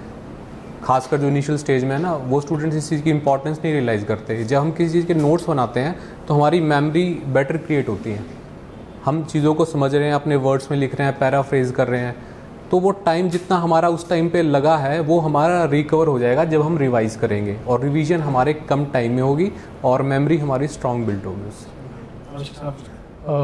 मेरा उसमें नोट्स में ये रहता है कि आप जो फैक्चुअल चीज़ें जो आप जो बार बार भूल रहे हो, आप जो हमने टेस्ट की बात की थी, इसमें आप टेस्ट में बहुत ज़्यादा गलतियाँ कर रहे हो फैक्ट्स में, उनकी ज़रूर आप शॉर्ट नोट्स बनाओ। मैपिंग वाला जो एरिया है उसके नोट्स बनाओ। जो ये हाई यील्डिंग टॉपिक्स हैं इनके आप नोट्स बना सकते हो, क्योंकि ये बहुत फैक्चुअल रहते हैं। आप बहुत बार रिवाइज़ करना पड़ेगा, कम से कम 6, 7, 8 बार रिवाइज़ करना पड़ेगा, तब जाके ये चीज़ें याद रहेंगी। अगर आप स्टैंडर्ड सोर्सेज के नहीं बना रहे हो नोट्स तो that is also fine, but ये जो फैक्चुअल वाली चीज़ें इनके ज़रूर आपको नोट्स बनानी चाहिए, स्पेशली जो टेस्ट दे रहे हो उनके बाद। This is absolutely right. Again if have to summarise, notes important हैं, बट आपको ये देखना है कि आप नोट्स किस चीज़ के बना रहे हो और आपके नोट्स हैं क्या। जैसे मान लो अगर आपको लग रहा है कि आप ब्लू बुक से रिवाइज कर पा रहे हो, और फॉर दैट मैटर अगेन हम ब्लू बुक की बात कर रहे हैं क्योंकि वो हमारी डेवलप की हुई है, किसी भी इंस्टीट्यूट का कोई कंपाइलेशन है, आप उससे रिवाइज कर पा रहे हो तो ठीक है। अगर आपने उसमें एड ऑन्स किए हैं, हाईलाइट्स किए हैं, अल्टीमेटली फंडा क्या है यार, multiple revision and quick revision, ये अल्टीमेट एम है। इसको दिमाग में रख के सोचो क्या कर सकता है, बैक ट्रैक करो। जब मुझे पॉलिटी रिवाइज करनी है, मेरा वीकेस्ट क्या है पॉलिटी में, मुझे नहीं याद रहता हिस्टोरिकल बैकग्राउंड, भाई कौन से एक्ट में क्या हुआ है, एक टेबल पे चार्ट कर लो, बात खत्म हो गई। तो इस तरीके से अप्रोच होना चाहिए, पर्सनलाइज्ड। भाई मेरी हिस्ट्री अगर वीक है, मैं हिस्ट्री के नोट्स बना लूँ, मेरी हिस्ट्री रिवीजन आसान हो जाएगा। अगर मुझे लग रहा है कि मेरे को इकोनॉमी में नोट्स की जरूरत नहीं है, कॉन्सेप्चुअल लेवल वाले पार्ट के लिए मत बनाओ, कोई बात नहीं, आपको फ्लो चार्ट याद है, दिमाग में है, आरबीआई मनी सप्लाई क्या क्या क्या, ठीक है, डन विद इट। तो that is about notes making. I hope you have an ample amount of clarity over it. The next thing is, सबका कोई ना कोई ऐसे स्पेसिफिक सब्जेक्ट्स होते हैं जिसमें उसको लगता है कि यार यहाँ पे मैं बहुत अच्छा परफॉर्म करता हूँ। जैसे मेरे लिए पर्सनली वो इकोनॉमी है, तो मैं सब मेंटोर से पूछना चाहूँगा कि कोई ऐसे सब्जेक्ट स्पेसिफिक एक्स फैक्टर है क्या उनके दिमाग में कि ये इस सब्जेक्ट में सर ये करते हैं तो इट रियली हेल्प्स। कुछ भी हो सकता है वो, it can be mapping in IR, it can be mapping in geography और पॉलिटी, इकोनॉमी में, व्हाटएवर। तो I would like to begin with Sahil sir. Sir मुझे लगता है बहुत सारे कुछ सब्जेक्ट हैं, जैसे पॉलिटी पे सब बहुत मोटी मोटी बुक्स पढ़ रहे हैं, ज्योग्राफी की भी पढ़ रहे हैं, हिस्ट्री में भी। हिस्ट्री में तो इतना ज़्यादा पढ़ाया जा रहा है, बट रिटर्न नहीं आता है। बेस्ट टू बेस्ट दे के भी आप 50 से 60-70% तक की एक्यूरेसी ला पाते हो, हिस्ट्री में उससे ज़्यादा नहीं है। सबसे ज़्यादा स्कोप जिस पार्ट में होता है वो है environment, science and tech, mapping में भी अगर आप ये इसमें IR ले लो तो बहुत अच्छा स्कोप होता है कि आप जितना लिमिटेड एफर्ट पुट करते हो ना उतना आपको रिटर्न आ जाता है। और बहुत सारी कोचिंग इन पे अलग से काम नहीं करते, वो पार्ट में इनको करंट अफेयर्स के ले लेते हैं। अभी हमने जो काम कर रहे हैं, जैसे हम एनवायरनमेंट के अलग से लेक्चर्स दे रहे हैं, ब्लू बुक है, ये साइंस एंड टेक में भी हमने स्पेसिफिक ब्लू बुक भी बनाई है और उनको करंट अफेयर्स में भी अलग से रखा है। तो मल्टीपल स्टेजेस में वो जब चीज़ें कवर होती है एंड इनका रिटर्न भी फिर उतना आता है। बहुत सारे लोग इन चीज़ों को निगलेक्ट करते हैं, बट एनवायरनमेंट का ये चीज़ समझना ज़रूरी है कि फॉरेस्ट का एग्जाम साथ में हो रहा है, फॉरेस्ट सर्विसेज का, तो एनवायरनमेंट के क्वेश्चन आएंगे 15 to 20 क्वेश्चंस केवल एनवायरनमेंट से ही पूछेगा यूपीएससी, क्योंकि उनका कंपल्शन है। और साइंस से कितना कम करके भी 10 to 15 क्वेश्चन उनको साइंस से भी लेने, तो अच्छा मेजर चंक, और 5 क्वेश्चन आप मैपिंग ले लो, आपका कितना बड़ा चंक केवल यही चीज़ कवर करवा देती है, ये 3 सब्जेक्ट। और जो सबसे ज़्यादा कम टॉक्ड अबाउट है, लोग इकोनॉमी पे बात करेंगे, ज्योग्राफी, पॉलिटी, ये इतना रिटर्न नहीं देते हैं बहुत बार। अगर हम करंट अफेयर्स के साथ इनको मिला के चलें तो ये वाले सब्जेक्ट्स पे जो हम एफर्ट दे रहे हैं, और इसमें कुछ होता है, जैसे एनवायरनमेंट में कॉन्सेप्ट इंपॉर्टेंट हो जाते हैं, एनवायरनमेंट एंड साइंस में भी कंसेप्चुअल क्लैरिटी अगर आपको, and you know MCQ practice में मैड प्लस में, मैड इज़ एक्सट्रीमली गुड। अगर आप लोगों को इस वाले पार्ट में मैड प्लस सीरीज़ लगाना आ जाए, क्योंकि इसमें मैड से ही आपके बहुत सारे हो जाएंगे। क्योंकि फैक्ट तो बहुत लोगों को नहीं पता होंगे, ऐसी स्पीशीज़ आएंगी सुनी ही नहीं होंगी, वो स्पीशीज़ किसी ने भी नहीं सुनी होंगी, आपने अलग से नहीं, लेकिन फिर भी आप ठीक करके आ गए क्योंकि आपने मैथ से उसकी टेक्निक सीखी है कि आपने जैसे इकोनॉमी में बताया कि डबल डेटा यूजुअली रॉन्ग होता है। अब ये सिंपल सी टेक्निक है, माना 10% क्वेश्चन नहीं लेकिन 80-90% में तो लग गई ना, आप तो बेस्ट देखो ना, अपना बेस्ट निकल रहा है। तो ये छोटी छोटी चीज़ें, इसमें मैथ प्लस हो गया, एनवायरनमेंट और फैक्ट हो गया, साइंस एंड टेक हो गया, ये बहुत आपको एज दिला देते हैं क्योंकि बाकी सब पे मेहनत कर रहे हैं लोग, इन पे यूजुअली बात ही नहीं होती। राइट, इवन फॉर मैपिंग, जैसे भारत दर्शन है, जैसे सर ने बताया एनवायरनमेंट में हम अलग से ब्लू बुक को लेक्चर्स करा रहे हैं, और सर ने तो साइंस एंड टेक बताया, हमने अलग से ब्लू बुक कराई, करंट अफेयर के लेक्चर्स होंगे। मैपिंग जैसे सर ने बात की, तो मैपिंग में भी जैसे भारत दर्शन सीरीज ऑलरेडी हमने कराई है, वे प्लानिंग दैट अगेन, तो वो वाले पर्टिकुलर पार्ट हमें पता है कि हाँ वो एक ऐसी चीज़ है जिसमें आप स्कोर कर सकते हो। Polity, economy, geography is very high yielding in the sense कि उसके क्वेश्चंस, नंबर ऑफ क्वेश्चंस आएंगे ही आएंगे, और अगर आपको वहाँ पे क्लैरिटी, अपने रिवीजन कर रहे हैं तो स्कोर कर लोगे। But environment, science and tech and mapping जो सर ने बोला, ये इग्नोर्ड है, तो इस पे वो जो इग्नोरेंस वाला फैक्टर है वो हटाना पड़ेगा और इस पे स्पेसिफिकली ध्यान देना पड़ेगा, that is important. Sir, any subject specific x factor? Subject specific, I think ये सब्जेक्ट टू सब्जेक्ट डिपेंड तो करता ही है, बट हमें सब्जेक्ट की क्रक्स पकड़नी चाहिए कि सब्जेक्ट एक्चुअली वहाँ से क्वेश्चन पूछे किस टाइप के जाते हैं। मतलब हम हर सब्जेक्ट को एक ही सब्जेक्ट की तरह नहीं पढ़ सकते, जैसे हम साइंस एंड टेक को पढ़ रहे हैं वैसे हम पॉलिटी को नहीं पढ़ सकते, पॉलिटी को पढ़ रहे हैं साइंस एंड टेक को वैसे नहीं पढ़ सकते। तो PYQ अगेन फिर वही चीज़ आती है कि PYQs के एनालिसिस से पहले तो ये समझना पड़ेगा कि इस सब्जेक्ट में क्वेश्चन किस टाइप के आ रहे हैं। जैसे सर ने अभी एनवायरनमेंट की बात करी, तो सपोज़ नेशनल पार्क कोई टॉपिक है, नेशनल पार्क में 4-5 डायमेंशन है, एक तो कहाँ लोकेटेड है, एनवायरनमेंट किस टाइप का है, कौन सी स्पीशीज़ फेमस है वहाँ पे, कौन सी लोकेटेड है, फ्लोरा फोना, और कौन सी रिवर पास होती है, ये 4-5। तो हर सब्जेक्ट का फ्लेवर पता करने के लिए आई थिंक पहले ये काम करना काफ़ी इंपॉर्टेंट है कि PYQ का प्रॉपर एनालिसिस किया जाए और उसके अकॉर्डिंग उस सब्जेक्ट को अप्रोच किया जाए। जैसे ज्योग्राफी में भी आपने अभी जो लास्ट सेशन लिया था उसमें आपने भी बताया कि आजकल ज्योग्राफी में फैक्ट वो कॉन्सेप्चुअल क्वेश्चन ज़्यादा आ रहे हैं, तो उसमें NCERTs बहुत इंपॉर्टेंट हो जाती है। हम ऑफन सीधा 11th क्लास की NCERT से स्टार्ट करते हैं ज्योग्राफी, बट अगर 6 to 10th की NCERT से पढ़ें तो कॉन्सेप्ट्स वाला इशू कभी नहीं आएगा। Why we are studying history is so that we are at a level wherein the, like you also pointed out, medieval में base level concepts पूछे जा रहे हैं अभी, right? So competition से stay करने में out of 20 questions, let's say that 3-4 each and everyone is able to attempt, so that we are also able to attempt that, and we will not miss out on those questions. इस level का भी अगर पढ़ेंगे तो चलेगा, because the rest 16 nobody is able to attempt, right? So 20 आप भी नहीं रहे। सर इसमें मैं एक और पॉइंट ऐड करना चाहूँगा, मतलब परफेक्शन नहीं चेज़ करना है। जैसे अभी ध्रुव सर ने कहा कि मतलब 10 में से 6 क्वेश्चन भी सही हो रहे हैं तो इनफ है, बट वो अप्रोच मतलब पॉलिटी की तरह नहीं हम हिस्ट्री को अप्रोच कर सकते कि 10 में से 10 ही क्वेश्चन सही होने चाहिए। मतलब मैं एनालॉजी भी देता हूँ मीट्स में कि हर पिच पे ऐसा नहीं होता कि आप 200 रन बनाओगे, कोई पिच पे 150 भी इजीली डिफेंड हो जाएंगे। तो हिस्ट्री, एंशिएंट हिस्ट्री स्पेशली ऐसे सब्जेक्ट हैं कि जितना हो जाए अपनी तरफ से 100% दो, पर उसमें इतना भी इन्वेस्ट मत कर दो कि फिर बाकी चीज़ों पे not at the cost of other subjects, उसकी अपॉर्चुनिटी कॉस्ट फिर बहुत खराब हो जाएगी। करेक्ट। तो मैं मतलब निशान सर ने जो बोला वो भी ठीक है, but that should only be done once you are done with the basic minimum portion of other subject. ऐसा नहीं हो रहा है कि सर मेरे इकोनॉमी के तो क्वेश्चंस गलत हो रहे हैं बट मैं हिस्से बहुत सारा टाइम दे रहा हूँ, that should not be done. So again it has to be very personalised. Sir, any subject specific that the other mentors have not covered? Sir जैसे आर्ट एंड कल्चर है, उसमें चीज़ों को याद रखने में बड़ी प्रॉब्लम आती है या फिर पढ़ने का मन नहीं करता। उसका एक बहुत अच्छा तरीका है करने का कि वीडियोस का यूज़ करें हम लोग, जो कोई मॉन्यूमेंट है या फिर कोई पिक्चर है उसको देखें और ऐसे की ऐसे रटने की बजाय हम समझें कि वो कैसे है एक्चुअल वीडियो में देख के या फ़ोटो में देख के। या फिर एनवायरनमेंट के क्वेश्चन है, स्पीसीज़ के क्वेश्चन डिफ़िकल्ट लगते हैं लेकिन वो करने बहुत आसान होता है अगर हम ये चीज़ समझे कि ये हमारी हमसे बहुत डायरेक्ट रिलेटेड है। एनवायरनमेंट हो गया, आर्ट एंड कल्चर हो गया, ये सारी इन्फॉर्मेशन हमारे बारे में अगर इस तरीके से रिलेट करके समझ के पढ़ेंगे तो वो चीज़ें हमारे लिए इंटरेस्टिंग होगी और स्कोर करना भी आसान होगा। बोरिंग कॉन्सेप्ट्स को थोड़ा सा पर्सनलाइज कर लो। Right, Abhishek sir? जैसे हम सब्जेक्ट्स लेके, जैसे अंकित सर ने बात की कि हर सब्जेक्ट को डिफरेंट तरीके से ट्रीट करना चाहिए। जैसे अब एनवायरनमेंट की हम बात करें तो एनवायरनमेंट में 15 से 20 क्वेश्चन आते हैं, तो उसमें से 50% क्वेश्चन ईजिली डूएबल होते हैं अगर आपने स्टैंडर्ड सोर्सेज अच्छे से किए हैं। तो हमारा एम ये रहना चाहिए कि एटलीस्ट 50% क्वेश्चन तो हम सही करें प्लस बाकी के जो 50% है उसमें से भी लाइक 10 क्वेश्चन में से भी आप 4-5 क्वेश्चन कर सकते हो, अटेम्प्ट कर सकते हो, थोड़ा मैड लगा के, थोड़ा अपना PYQ उसका एनालिसिस जो आपने किया है उसके बेसिस पर एलिमिनेशन कर सकते हो। High yielding subjects like polity in economy, इसमें आपको थोड़ा सा क्वेश्चंस का अटेम्प्ट ज़्यादा बढ़ाना पड़ेगा, क्योंकि ये वाले आपके कोर सब्जेक्ट्स हैं जिसमें चांसेस ज़्यादा रहते हैं, ईजियर भी सब्जेक्ट्स रहता है, और इसी अकॉर्डिंग आपको फिर कॉन्सेप्ट अपने स्ट्रॉन्ग करने पड़ेंगे पॉलिटी एंड इकोनॉमी के लिए। लाइक एनवायरनमेंट जैसा नहीं है कि आपको सारी चीज़ें याद करनी है, अगर समझोगे तो पॉलिटी एंड इकोनॉमी के क्वेश्चन आप काफ़ी सारे कर सकते हो। इसी में सर मैं ऐड करना चाहूँगा, साहिल सर ने बोला जैसे कुछ सब्जेक्ट्स नेग्लेक्टेड है, बट कुछ सब्जेक्ट्स है जहाँ पे अगर आपकी बेसिक्स मतलब स्ट्रांग है तो लो हैंगिंग फ्रूट्स में बहुत ज़्यादा है।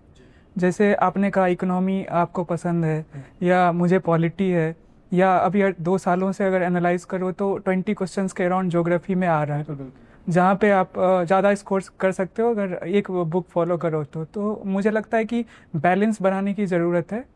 जो नेग्लेक्टेड सब्जेक्ट्स हैं उसको भी देखना है, और जो मतलब कि जहाँ पे कम एफर्ट लगा के हम ज़्यादा स्कोर कर सकते हैं उसको मतलब उसको भी कंसिडरेबल अमाउंट ऑफ टाइम देना चाहिए। सर एक चीज़ ऐड करना चाहूँगा, तो पॉलिटी, इकोनॉमी, ज्योग्राफी हमने ट्रिनिटी को ऐसा डिकोड करा है, तो ज्योग्राफी तो वी हैव कवर्ड की कॉन्सेप्चुअल जितना हो सके। पॉलिटी में one more thing, so you as you were also discussing कि अगर हम बेयर एक्ट पे थोड़ा फोकस कर ले, सो दे आर मतलब वो आपने जैसे बोला था मनी बिल का क्वेश्चन भी हमसे गलत करवा नहीं रहे बिल्कुल हर साल आप पूछते हुए भी, तो अगर हम थोड़ा बेयर एक्ट और इकोनॉमी में जो हम एक्स्ट्रापोलेशन कर देते हैं ना, that A leads to B, फिर हम ओवर थिंक करते हैं कि क्या पता बी से बी डैश हो जाए, बी डैश से हम जेड पे पहुंच जाते हैं, तो हम गलत कर देते हैं। इकोनॉमी में जो फर्स्ट इंस्टेंस में हमें लग रहा है कि रिलेशन होगा, right, so I think that those are the 2 X factor. Right. ये पॉलिटी वाली बात सर की मैं मतलब एक बार क्लियर कर दूं, तो मैंने डिस्कस किया था इन द ऑफलाइन मीट, आप देख सकते हो वो session, where we have discuss कि भाई पॉलिटी लक्ष्मीकांत के ही पार्ट से आ रही है, बट कुछ क्वेश्चन ऐसे आ रहे हैं जो लक्ष्मीकांत में डायरेक्टली लिखे नहीं है, तो उनके लिए आपको क्या करना है, बस साइड में एक बार बेयर एक्ट या फिर फोन में कॉन्स्टिट्यूशन का ऐप खोल के रख लो। अगर इतने बार पूछने के बाद भी मनी बिल का क्वेश्चन हम गलत कर रहे हैं तो गलती हमारी है, we should accept that and we should improve over that, as simple as that. अगर आप में से कोई एक ये चीज़ एड्रेस करेगा कि फैक्चुअल नंबर ऑफ क्वेश्चंस बढ़ रहे हैं, जो फैक्चुअल क्वेश्चंस होते हैं एनवायरनमेंट में देख रहे हो आप, स्पीशीज डायरेक्टली पूछ ले रहा है और स्पीशीज का पैटर्न पूछ ले रहा है, उनका स्लीपिंग पैटर्न, वेकिंग का पैटर्न, व्हाटएवर पैटर्न, तो देन हिस्ट्री में तो बहुत ज़्यादा फैक्चुअल पूछ ही रहा है over a period of time, concepts बहुत ही कम हो गए हैं, टाइमलाइन भी कम होती जा रही है, तो बहुत फैक्ट्स पूछ रहा है। देन उसके बाद अगर आप देखोगे तो मैपिंग, डिफेंस, बुक्स किसने कौन सी पब्लिश की, तो factual questions are increasing very rapidly, at least this increase in the past 2 years very rapidly. तो क्या चेंज इन स्ट्रैटेजी होनी चाहिए with regards to how to attempt those questions, how to prepare for them, and should they be skipped? इस पे अगर कोई भी mentor would like to address. Sir इस पे मैं एक चीज़ कहना चाहूँगा कि फैक्चुअल और एनालिटिकल मतलब एक साइड टिल्ट नहीं होना है। पहली बात तो कि अगर अभी फैक्चुअल क्वेश्चन ज़्यादा आ गए तो एकदम से हम अपने प्रिपरेशन स्टाइल में फैक्चुअल मेमोराइज करना ज़्यादा स्टार्ट कर दें, या फिर एनालिटिकल आ रहे थे तो फैक्चुअल को बिल्कुल नेगलेक्ट कर दें। एक तो फाइन बैलेंस बना के चलना है, किसी भी टाइप के क्वेश्चन आ जाए उनको टैकल करने की सिचुएशन में हम होने चाहिए। और दूसरा फैक्ट्स के लिए मतलब सोर्सेज तो वही रहेंगी, जिस बेसिक सोर्स को हम रेफ़र कर रहे हैं सोर्स तो नहीं बदलेगी स्पेसिफिकली, बट उनके लिए जैसे अभिषेक सर ने बोला था कि हम नोट्स बना सकते हैं। जब जैसे मान लो बैकग्राउंड, हिस्टोरिकल बैकग्राउंड वाला चैप्टर है तो उसमें मतलब 1 पेजर नोट्स बना लिए, और फैक्ट्स को अनलेस एंड अनटिल हमने 15-20 बार नहीं रिवाइज किया है तो वो कन्फ्यूज़न क्रिएट होती है, क्योंकि माइंड उस तरीके से याद रखने के कैपेबल इतना नहीं होता फैक्ट्स को। तो उसमें फैक्ट्स के लिए स्पेसिफिकली 1 पेजर नोट्स बना के एटलीस्ट 15 to 20 टाइम्स रिवाइज किया जाए तो उसको टैकल करने में इजी रहता है। बट उसके साथ साथ एनालिटिकल पार्ट को नेग्लेक्ट नहीं करना है, उसको भी साथ लेके चलना है। करेक्ट। ध्रुव सर? सर यही है, एक तो फैक्ट्स का मतलब as he said we can not rely on the patterns की हमने डिटेक्ट कर लिया फैक्ट आ रहा है तो फैक्ट आ रहा है। ऑफकोर्स हम फैक्ट पढ़ते ही थे, मतलब prior to 2020 was more factual than 2020 onwards, right? So the basic source is facts. We are just working on the analysis around those facts. So we are reading them. We just have to be a little mindful and conscious.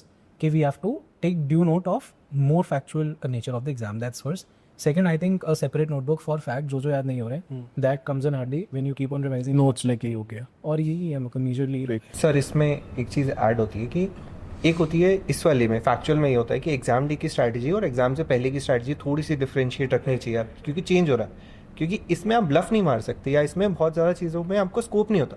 Fact is fact, that is knowledge. Core knowledge की चीज़ों को हम बहुत बार बच्चे भी test में बोलते हैं, सर ये क्वेश्चन मिस हो गया, ये वाला ये चीज़ नहीं लग रही. It's good, aptitude is good, but कुछ चीज़ें फैक्ट है, नॉलेज है, तो नॉलेज का तो आपको बहुत बड़ा होराइजन है.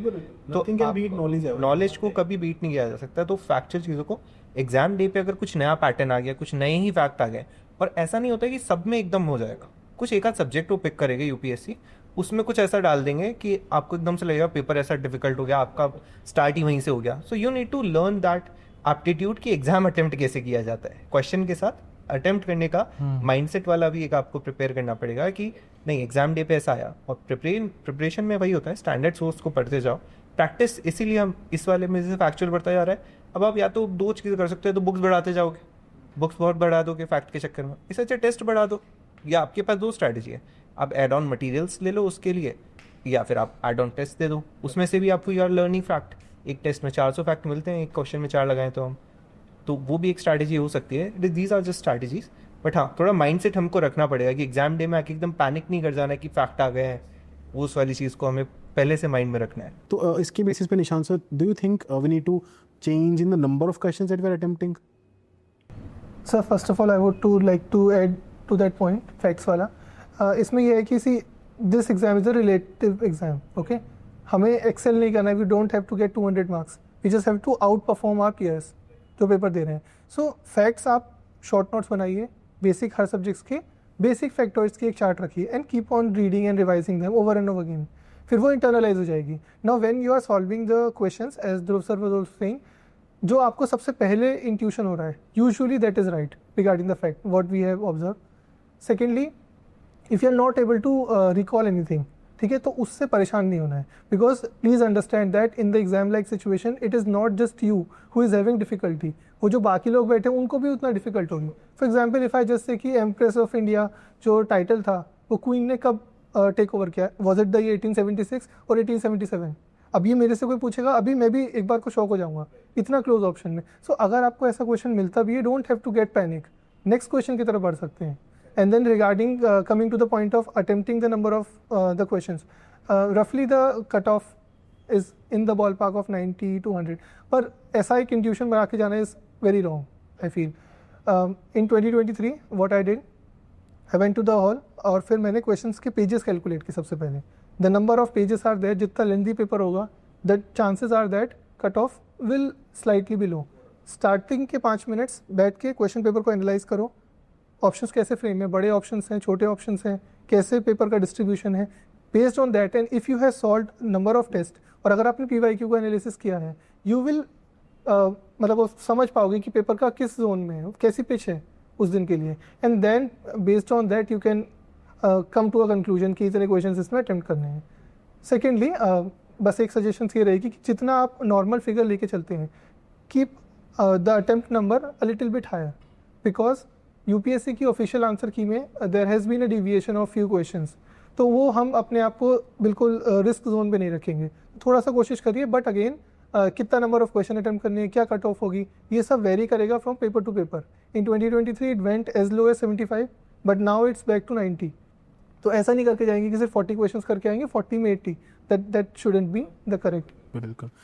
Like adding on to that, मुझे ऐसा लगता है कि अगर बहुत ही कोई फैक्चुअल क्वेश्चन आ रहा है जो आपने बिल्कुल ही नहीं पढ़ा है, या फिर आपको लग रहा है ये कहाँ से पूछ लिया, don't take a risk in that, है ना. ज़बरदस्ती करने की कोशिश मत करो. प्लीज़ समझो एक बात को कि GSB एप्टीट्यूड ही है ना, वो भी CSAT 1 है ऐसे मान लो आप, तो वहाँ पे एप्टीट्यूड चेक हो रहा है. कैन यू स्किप समथिंग, है ना. जब आप कल फील्ड पे भी होंगे, they will not be every situation जिसमें आपको घुसना है. कुछ सिचुएशन आपको स्किप करनी है, स्किप करके निकलना है. कोई पॉलिटिशियन चिल्ला रहा है, वापस थोड़ी चिल्लाना है, स्किप करके निकलना उस पर्टिकुलर मोमेंट पे. Similarly it is about questions as well. पूछ लिया 3 कॉलम में, देखे कि नेवी, आर्मी और फलाना में क्या हो रहा है, अरे बस मोमेंट पे नहीं पता है तो कहाँ से याद आ जाएगा. स्किप करो, आगे बढ़ो, उसको टाइम बचाओ वहाँ पे. तो ऐसे क्वेश्चंस अगर इंक्रीज होंगे तो आप डरो मत पेपर में. अंडरस्टैंड कि ये यूपीएससी कर रहा है ना, पर्पसफुली कर रहा है ना. आउट ऑफ नोवेयर डिफेंस पूछ लिया, स्पोर्ट्स पूछ लिया, मैं कह रहा हूँ इस साल दोनों चीज़ें मिला के पूछ लिया और आप नहीं पढ़ के गए हो. अंडरस्टैंड, बी काम इन द पेपर. अगर आप बहुत अच्छे से प्रिपेयर करके आए हो तो सिर्फ आपके लिए नहीं है ऐसा, है ना, बाकियों के लिए भी है. आप अपने फील्ड में एक्सेल करोगे, just wait for those questions. right? Sir, how many questions to attempt? मेरे अकॉर्डिंग ये फिगर एक तो स्टूडेंट टू स्टूडेंट डिपेंड करेगा, इसीलिए जो टेस्ट हम देते हैं वो यहाँ पर मेजर रोल प्ले करते हैं कि आप टेस्ट में देखो आप क्या ऑप्टिमम क्वेश्चंस अटेम्प्ट करके आप 100 के अराउंड नंबर स्कोर कर पा रहे हो। तो अगर आपका रेंज 80, 85, 90 के अराउंड भी है तो that is a good range. और जैसे हमने अभी फैक्चुअल क्वेश्चंस की बात की, तो ऐसा नहीं कि अगर आप 90 क्वेश्चंस कर रहे हो तो फैक्चुअल पेपर में भी आप जाके कोशिश करो कि यार मैं 90 ही करके आऊँगा, मेरे 90 आ रहे, तो वो उसमें आपको प्लस माइनस 5-10 क्वेश्चन का डिफरेंस रखना पड़ेगा। और इसीलिए आपको पेपर फेजेस में अटेम्प्ट करना चाहिए हमेशा, ताकि पहले फेज़ में आप देख सको यार पेपर की कैसा पेपर है, बहुत ज़्यादा फैक्चुअल नेचर का है, और ऐसे नहीं कि एक ही क्वेश्चन पे स्टिक हो जाए कि यार ये फैक्ट तो मेरे को क्यों नहीं आ रहा है, ये तो मैंने पढ़ा था नहीं यार, कोई बात नहीं आ रहा है, सेकंड बार आप जब आओगे वापस उसी क्वेश्चन पे तब कर लेना उस क्वेश्चन को। इनिशियली वैसे ही बहुत प्रेशर रहता है, तो इसीलिए नंबर ऑफ़ क्वेश्चन 80-85 तक रखो आप इनिशियल, और वो टेस्ट में थोड़ा फर्दर जितने आप टेस्ट दोगे फुल लेंथ टेस्ट, उसके बेसिस पे आप डिसाइड करो कि क्या मेरी एक ऑप्टिमम रेंज आ रही है। Sir, I would like to please second opinion on that. See, I feel कि 85 plus तो in any case should be attempt given the nature of the exam. जो भी टाइप के क्वेश्चंस पूछे जा रहे हैं, you are never too sure about them. Correct. They are also playing with the psychology कि भाई अब वो procedure established by law वाला क्वेश्चन था, right? You are sure कि आंसर होगा, but still another option encompasses that as well, तो answer हो जाएगा. Correct. तो you are never too sure. So I think 85 is a bare minimum that you should, under any circumstance, even if you're not making it there, be assured in your mind कि आप clear कर ही नहीं रहे हो तो attempt करिए, right? That's my personal opinion, of course it will very, but 85 plus in any case and 90 plus is suggestive, right? And या I think मैं इसमें एक चीज़ ऐड ऑन करना चाहूँगा जो मुझे समझ में आता है। जैसे बच्चे पूछते हैं कि ऑप्टिमम नंबर कैसे देखें सर, कि मुझे कितना अटेम्प्ट करना है। मैं आपको एक स्ट्रैटेजी बताता हूँ इसकी। जो भी आप एडवांस लेवल टेस्ट लगाओगे ना, FLTs लगाओगे, अंडरस्टैंड यूपीएससी अपनी बहुत अच्छी टेस्ट सीरीज लेके आ रहे हैं, आप वो लगा रहे हो, कोई भी लगा रहे हो टेस्ट सीरीज जो भी आप लगा रहे हो, इसमें FLTs लगा रहे हो। क्या करो, पहली बार के जब अटेम्प्ट कर रहे हो, पहला टेस्ट, कोई भी टेस्ट, आप उतने क्वेश्चंस करके देखो जितने आपको लग रहा है ये मेरा कंफर्टेबल नंबर है। आप 72 अटेम्प्ट करो, कोई दिक्कत नहीं है। उसके बाद क्या करो, जो बाकी 28 क्वेश्चंस बच गए, उन 28 क्वेश्चंस में से 15 क्वेश्चन अटेम्प्ट करो। अब देखो कि वो 15 क्वेश्चन अटेम्प्ट करने के बाद कुछ नेट पॉजिटिव आ रहा है क्या। अगर वो नेट पॉजिटिव 5 भी है, 4 भी है, आपका क्या जाता है? इसका मतलब क्या है कि आपका ऑप्टिमम नंबर अब क्या है, 87 है। अब वो बाकी तेरा भी करके देखो, find an optimum number for yourself. बहुत ही रेयर केसेस में होता है कि जब नंबर ऑफ अटेम्प्ट बढ़ाने की वजह से नेट नेगेटिव हो रहा है। बच्चों को क्यों लगता है ऐसा कि सर मैंने तो ज़्यादा अटेम्प्ट कर दिए तो मेरा तो नेगेटिव में जा रहा है। नहीं, आप सिर्फ गलत वालों को काउंट कर रहे हो। ये स्ट्रेटेजी अपनाओ, 72 अटेम्प्ट करो, फिर और 15 करो, फिर उसके बाद और 13 करो। अब देखो 15 में कितना नेट पॉजिटिव आया, 13 में कितना नेट पॉजिटिव आया। अगर लग रहा है सर लास्ट के 13 क्वेश्चन में मेरे तो 12 गलत हो गए, हटा दो, वो 13 क्वेश्चन करने ही नहीं है, वापस आ जाओ। कितना हो गया? 72 + 15, 87 पे रोक दो अपनी गाड़ी को। So this is how you decide an optimum number कि मेरा 80 to 85 है, 80 to 90 है, 90 to 95 है, ऐसे करके डिसाइड करना है। I have been trying this as our mentees and 90% cases it's net positive. Net positive होगा, वो है यार, वो चीज़ है। जब इंसान इतना पढ़ के जाता है तो हायर नंबर अटेम्प्ट करने पे थोड़ा नेट पॉजिटिव होता है, इसलिए हम हमेशा उसको बैक करते रहे। बट अगेन अपने लिए ढूंढो, क्योंकि जब तक नहीं ढूंढोगे कॉन्फिडेंट नहीं फील करोगे। मेरे साथ सबसे बड़ी गलती क्या हुई, फर्स्ट अटेम्प्ट मैंने सुन लिया हायर अटेम्प्ट करो, अब एग्जाम में वो ट्राई नहीं किया। एग्जाम में तो डर लग रहा है ना, अरे यार ये जहांगीर आंसर पता है, मार्क कर दो, गलत तो नहीं हो जाए। लेकिन अगर वो कॉन्फिडेंट हो आप, अगर आप वो चेक करके गए हो, अप्लाई करके गए हो, पक्का करके आओगे एग्जाम में। सो that is a point. Sir इसमें एक मैं स्टूडेंट्स के साथ डिस्कस करता हूँ ऑप्शन एलिमिनेशन टेक्निक।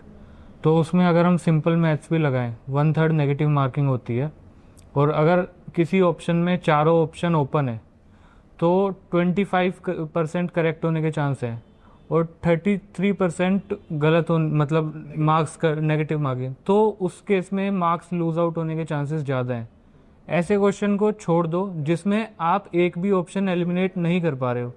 लेकिन अगर एक भी ऑप्शन एलिमिनेट हो गया तो हम इवन है 33, तो उस केस में डिपेंडिंग अपॉन के हम एग्ज़ाम में कहाँ स्टैंड कर रहे हैं, कितने नंबर ऑफ क्वेश्चंस हैं, थोड़ा रिस्क ले सकते हैं। और 50-50 में तो ऑब्वियसली रिस्क लेना ही है, क्योंकि नेट गेन तो उसको अप्लाई कर सकते। बिल्कुल बिल्कुल, absolutely. Abhishek sir, this question will be more to you and then to everybody else. CSAT का पैटर्न 2023 के बाद चेंज हुआ है। You have consistently scored higher. You are good in CSAT, QR. But for students who are not good in CSAT, जो बहुत अच्छे हैं वो तो कर ही लेंगे, जिनका CSAT अच्छा नहीं है वो क्या करें? What is the way forward for them after 2023? वो क्वांट और रीजनिंग पे फोकस करें, RC पे फोकस करें? What should be the strategy? सबसे पहले तो फॉर CSAT आपको, अगर आपको लगता है कि आपका CSAT इतना स्ट्रॉन्ग नहीं है, तो एक या दो पेपर आप PYQ उठा के लाइक 2022 का पेपर, 2021 का पेपर टाइम में 2 आवर के टाइम में सॉल्व करके देखो सारे क्वेश्चन ना, कि कौन से सेक्शन में आप स्ट्रांग हो, कौन से सेक्शन में आप लैग कर रहे हो। अगर आपको यही नहीं पता कि यार हमें क्वांट में इशू है, LR में इशू है या RC में इशू है, तो फिर पूरा सिलेबस कवर करने में काफ़ी टाइम लगेगा। तो पहले अपने वीक एरियाज और स्ट्रेंथ एरियाज आइडेंटिफाई करो। जनरली RC का ऐसा देखा गया कि RC is relatively easier to do, और क्वांट कई के बाद लाइक 2023 बहुत ज़्यादा डिफिकल्ट पेपर था क्वांट का। 2024 2022 में ऑल्दो अबव एवरेज या एवरेज आप कह सकते हो, बट जब तक आप दो एरियाज अपने स्ट्रॉन्ग एरियाज लाइक RC हो गया और LR हो गया, अगर आपको इन दो एरियाज में आप कॉन्फिडेंट हो तो इनको अच्छे से स्ट्रॉन्ग करो। और क्वांट में एम करना है कि यार एटलीस्ट 8 से 10 क्वेश्चन मैं कर लूँ, और आपका मेन एम रहना चाहिए कि 50 के अराउंड अगर मैं क्वेश्चन अटेम्प्ट करता हूँ CSAT में और मेरे 10 भी गलत होते हैं, देन ऑल्सो आप क्वालिफाई कर जाओगे CSAT को ईजिली। तो सबसे पहले PYQ करके देखो, एक दो पेपर सॉल्व करके देखो, अपना एनालिसिस, बेस एनालिसिस निकालो, और उसके बाद उस जो वीक एरियाज हैं उस पर आप फोकस कर सकते हो। सर इसमें मैं ऐड करना चाहूँगा कि बहुत बार CSAT लोगों का इसलिए क्लियर नहीं होता कि उन्होंने पढ़ा नहीं है, वो बहुत बार ईगो पे ले जाते हैं कि हम इंजीनियरिंग बैकग्राउंड से हैं तो हम मैथ्स ही करेंगे। क्वांट में देखा गया कभी कभी वो बहुत टफ बना देंगे, कभी रिलेटिवली ईजियर रखेंगे। तो quant is not a stable subject in UPSC जितना देखा जाए बाकी सब्जेक्ट के कंपैरिजन में। तो कुछ स्टेबल सब्जेक्ट्स हैं जैसे कॉम्प्रीहेंशन को बहुत सारे स्टूडेंट बिल्कुल छोड़ कर ही आते हैं कि कॉम्प्रीहेंशन को हम टच ही नहीं करेंगे, but it is a relatively stable part जो आपको स्टेबल मार्क्स दे रहा है। बहुत सारे लोगों को फियर होता है कि इसमें आसपास का लगते हैं, तो आप इसमें एक बार अच्छे से प्रीवियस ईयर पेपर एनालाइज कर लो। 10 ईयर्स तो एटलीस्ट आपको कॉम्प्रीहेंशन अच्छे से एनालाइज करना चाहिए बैठ के, बिकॉज ये बहुत स्टेबल रिटर्न देने वाला है। सेम इज़ विद आपका रीजनिंग वाला पार्ट, वो भी आप साथ साथ कर सकते हो। क्वांट को ऐसा नहीं है कि पूरा निगलेक्ट करना है, आप बेसिक करो ना। आपको परम्यूटेशन हार्ड लग सकता है तो बेसिक एवरेज ये वाले सब्जेक्ट्स, ये वाले पार्ट्स, प्रोबेबिलिटी, ये ईजियर वाले टॉपिक्स हैं, इनको तो पहले कवर कर लो। सो आपका एक बेस कवर हो जाएगा कि आपको बहुत ज़्यादा मार्क्स नहीं आएंगे, but you can easily score 90+। आप उतना अपना टारगेट बना के रखो और ईगो बिल्कुल मत लो। आपको कितना ही अच्छी मैथ्स हो, लेकिन आपको 3rd या 4th क्वेश्चन, 5th क्वेश्चन अगर क्वांट का टफ आ रहा है तो आपको समझ में आ जाता है कि क्वांट का पेपर टफ है। उन क्वेश्चंस को स्किप करो, ईगो पे मत लो। If it is taking more time, just shift it right then and there, and it same goes for any subject. अगर वो सब्जेक्ट बहुत ज़्यादा टाइम ले रहा है, you can come back to it later on. पहले जो नॉर्मल वाले पार्ट्स होते हैं, कभी भी UPSC ने ऐसा कभी नहीं हुआ कि सब कुछ ही डिफिकल्ट बना दिया हो। ऐसा नहीं है कि रीडिंग कॉम्प्रीहेंशन भी इतना ख़राब आ गया तो वो तो सभी फेल हो जाएंगे फिर, तो ऐसा तो नहीं होगा। कुछ तो स्टेबल डाला ही है उन्होंने, तो उस टाइम पे ये थोड़ा सा वहाँ पे स्ट्रैटेजाइज करना भी आना चाहिए कि अभी हम जितनी भी स्ट्रैटेजी ले लें, लेकिन वहाँ पे आपका इतना माइंडसेट क्लियर होना चाहिए कि आप वहाँ पर भी आप री स्ट्रैटेजाइज कर लो कि अच्छा मेरा क्वांट हार्ड जा रहा है, मैं RC पे जाऊँगा, RC मुझे नहीं आ रही समझ में, क्वांट पे जाते हैं। क्योंकि होगा हमेशा, वो दोनों ही मेजर पार्ट है। रीजनिंग थोड़ा कम आता है हमेशा, लेकिन RC और क्वांट मेजर सेक्टर्स हैं। इनमें से अगर एक टफ बनाएंगे वो, तो दूसरे को उनको ईजी करना ही पड़ेगा अगर उनको बच्चों को पास कराना है। सर मैं तो ये कहूँगा कि क्वांट पे ज़्यादा रिलाई कर सकते हैं कि कॉम्प्रीहेंशन की हम कीज़ भी देखते हैं एग्ज़ाम के बाद, तो वो भी नहीं मैच करती हैं डिफरेंट इंस्टीट्यूट्स की और UPSC के साथ भी। लेकिन मैथ्स के हम आंसर निकाल लेते हैं या फिर रीजनिंग के आंसर्स निकाल लेते हैं, तो हमें श्योरिटी होती है कि हाँ ये हमारे ठीक हो गए, और हमें कितना रिस्क लेना है इसकी क्लैरिटी आ जाती है। अब कॉम्प्रीहेंशन के लिए स्टूडेंट्स पूछते हैं कि सर कैसे इम्प्रूव करें, एक हफ्ते में कैसे। सबसे पहली चीज़ तो एक मैंने कॉमन मिस्टेक स्टूडेंट्स में देखी है कि they answer according to their knowledge, not according to the comprehension. ये एक, अगर उसमें 2+2 अगर 5 बताया तो हमने आंसर में 5 ही हमें मार्क करना पड़ेगा। एक और चीज़ हेल्प करती है कि अगर हम क्वेश्चंस को पहले रीड कर लें कॉम्प्रीहेंशन पढ़ने से पहले, तो उससे भी हमारा थोड़ा सा टाइम बच जाता है। और कॉम्प्रीहेंशन हम ओवरनाइट नहीं सीख सकते, उसके लिए हमें न्यूज़पेपर पढ़ना पड़ेगा। और सबसे ज़्यादा ज़रूरी है कि एडिटोरियल पढ़ने के बाद हम एसेंस को समझें, क्योंकि एसेंस बेस्ड क्वेश्चन आ रहे हैं, ना कि डायरेक्टली कि जैसे SSC में पूछते हैं डायरेक्ट आपको बताने की क्या फैक्ट है उसको आंसर कर दिए, वैसे नहीं। हमें एसेंस समझना होगा कि वो कहना क्या चाहता है। तो यही चीज़ हमें ज़्यादा हेल्प करेगी, और हमें एग्ज़ाम में अपनी स्ट्रेटजी चेंज भी करनी पड़ सकती है। जैसी सिचुएशन है, जैसे सर ने कहा, अगर कॉम्प्रीहेंशन डिफ़िकल्ट आया तो हमें क्वांट ज़्यादा अच्छे से करना पड़ सकता है, क्वांट डिफ़िकल्ट आ गया तो कॉम्प्रीहेंशन पे छोड़ना कुछ नहीं है। We have to focus on low hanging fruits. Sir CSAT में एक और चीज़ है that I want to add कि सी पहले भी मैंने बोला था कि आप सी सेट के पेपर को सेम डे प्रैक्टिस करिए. The nature of the examination is such that they are not just looking for your knowledge, they are looking for the presence of mind and the attitude that you can stay calm. क्या होता है, पहला paper आता है hurricane की तरह and then all are mental stability is lost. फिर हम 2 घंटे का गैप होता है, scorching heat, and we can do the द सी सेट. अब क्या होता है सर कि सी सेट में we rationally think about it, 80 question आएंगे, नेट करेक्ट 27-28 करेक्ट करने होते हैं. अज्यूमिंग क्योंकि सी सेट में एक्यूरेसी ज़्यादा होती है, so which means 45 to 50 question is also good attempt ratio. The key lies in to identify those 45 to 50 question, वो बहुत ज़रूरी है. ठीक है, तो अभी सर मेरे साथ पर्सनली क्या होता है, इन 2023 attempt in the last 15 minutes I got extremely panicked. मैंने 2-3 क्वेश्चन टाइम लगाया, 1 मिनट किया, आगे बढ़ा, एंड मतलब I could hardly solve 1 or 2 question. Then I came back in the car, वहाँ पे देखा 30 सेकेंड्स में क्वेश्चन होने वाले 4-5 क्वेश्चन मिल गए. तो I qualified the paper by the margins, but still what I recognise was that I should have kept my self calm and probably I would have solved extra few questions. So that is very important, regardless of whatever your comfort zone is, be it quant or comprehension, it is more important to find the easy questions. और पहले ही मैंने बोला कि see, if you don't find कि अगर जैसे लग रहा है कि आपको quant difficult आ रहा है, no need कि अब quant ही करना है, एक बार देख लो, 15-15 मिनट के slots low, and if you are feeling difficulty in quant, shift to the comprehension part, उसके questions देख लो एक बार, so that you feel more comfortable. Sir इसमें एक छोटा सा पॉइंट इसी में ऐड है, क्योंकि हम जो टेस्ट देते हैं वो घर पे देते हैं अभी यूजुअली, या टेस्ट सेंटर पे देते हैं. Exam day is completely different. अभी आने वाले 2 महीनों में the heat will be different, और आप जब एग्जाम देने कई बार दूसरी सिटीज़ में जाते हो, तब इट इज़ इंपॉर्टेंट कि आप थोड़ी सी चीज़ों का ध्यान रखो कि सुबह अर्ली मॉर्निंग पेपर होता है, अगर एक दिन पहले आप जा सको, if you can keep your self hydrated, या आपको जो बीच में टाइम मिलता है, if you have a place to go, और वहाँ पे भी टाइमली मैनर में. People have miss the exam क्योंकि वो 10 मिनट लेट पहुँचे, 5 मिनट लेट, तो ये छोटी छोटी चीज़ों का अभी आपको नहीं रियलाइज़ होता घर पे, बट ये एग्जाम डे आते आते बड़ी एकदम एक्सट्रीम लगती हैं. तो ये थोड़ा सा ध्यान रखने वाली चीज़ है, भले लेटर ऑन भी हम बताएंगे, लेकिन अभी भी कि आप एक दिन पहले वहाँ पे पहुँचो, आप जो भी सेंटर चूज़ करते हैं हम, तो ऐसे ही सेंटर हमेशा चूज़ करने चाहिए कि हम वहाँ पे या तो हमारे नियर बाय हो. बच्चों में बहुत पॉपुलर है कि दिल्ली ही है, दिल्ली इतना अच्छा है, ऐसे यूपीएससी सब एक ही तरह से OMR चेक करता है, वो कहीं से ऐसा कोई डिफरेंट OMR चेक नहीं कर रहे हैं. तो वो आपके लिए जो कंफर्टेबल कन्वीनियंट हो, क्योंकि स्कॉचिंग हीट में it is very important that you have a good place to stay. क्योंकि कई बार होगा, बहुत कॉमन इशू है, सेकंड पेपर में चक्कर आने लग जाते हैं, पीपल गो थ्रू लू हो जाएगी या कुछ भी, ऐसे people can face any kind of issue. So it is important that if you have someone with you to keep, you can ask that person to stay with you to keep yourself hydrated. You can have some food, बहुत extremely नहीं, but छोटी छोटी चीज़ें, because अभी हम इन चीज़ों को practice नहीं करते. एग्जाम डे पे इट फील्स एक्सट्रीमली डिफरेंट कि सर उस दिन अचानक से क्या डिफरेंट हो गया. बट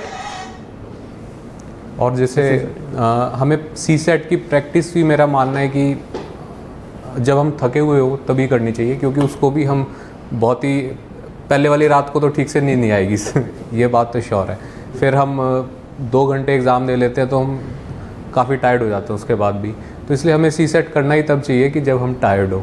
और एक और चीज़, कभी भी सी सेट के एग्ज़ाम से पहले वाले पेपर को नहीं डिस्कस करना चाहिए.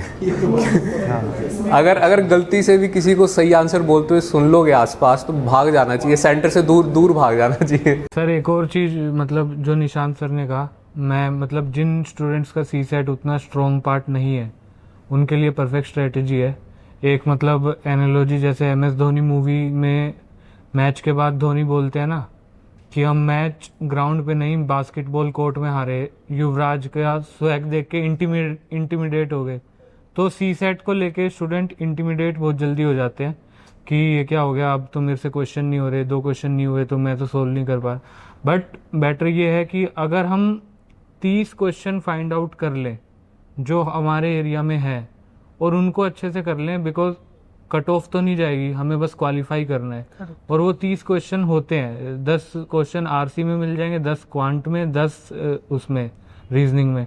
बस उसको फाइंड आउट करके अपने स्पेस में खेलें तो easily I think CSAT हो जाता है. और जो आपने बात कही, कई अंडर कॉन्फिडेंट हो जाते हैं, उसके सेम टाइम पे कुछ ओवर कॉन्फिडेंट भी हो जाते हैं. जैसे ध्रुव सर थोड़े टाइम पहले बता रहे थे, he was scoring like 140 marks and then he was not able to clear CSAT in next attempt.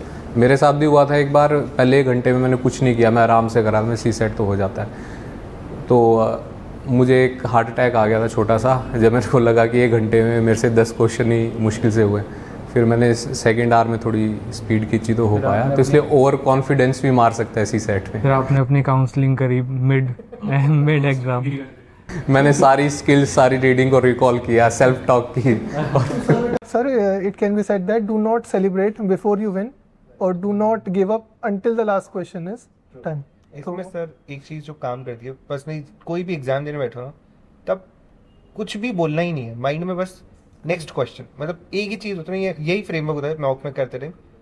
Don't think of anything good bad whatever it is, you should always think of first हो गया, second हो गया, third हो गया, fourth, 1 question at a time. वो हो गया phase 1 हो गया, टाइम देखो, फेज 1 हो गया, फेज 2, मतलब उस आपको 2 घंटे वो नहीं पता चलना चाहिए। योर पेन शुड स्टॉप, आप वो तभी रुक के सोचो जब आपका पेपर हो गया है, दोनों तीनों राउंड हो गए।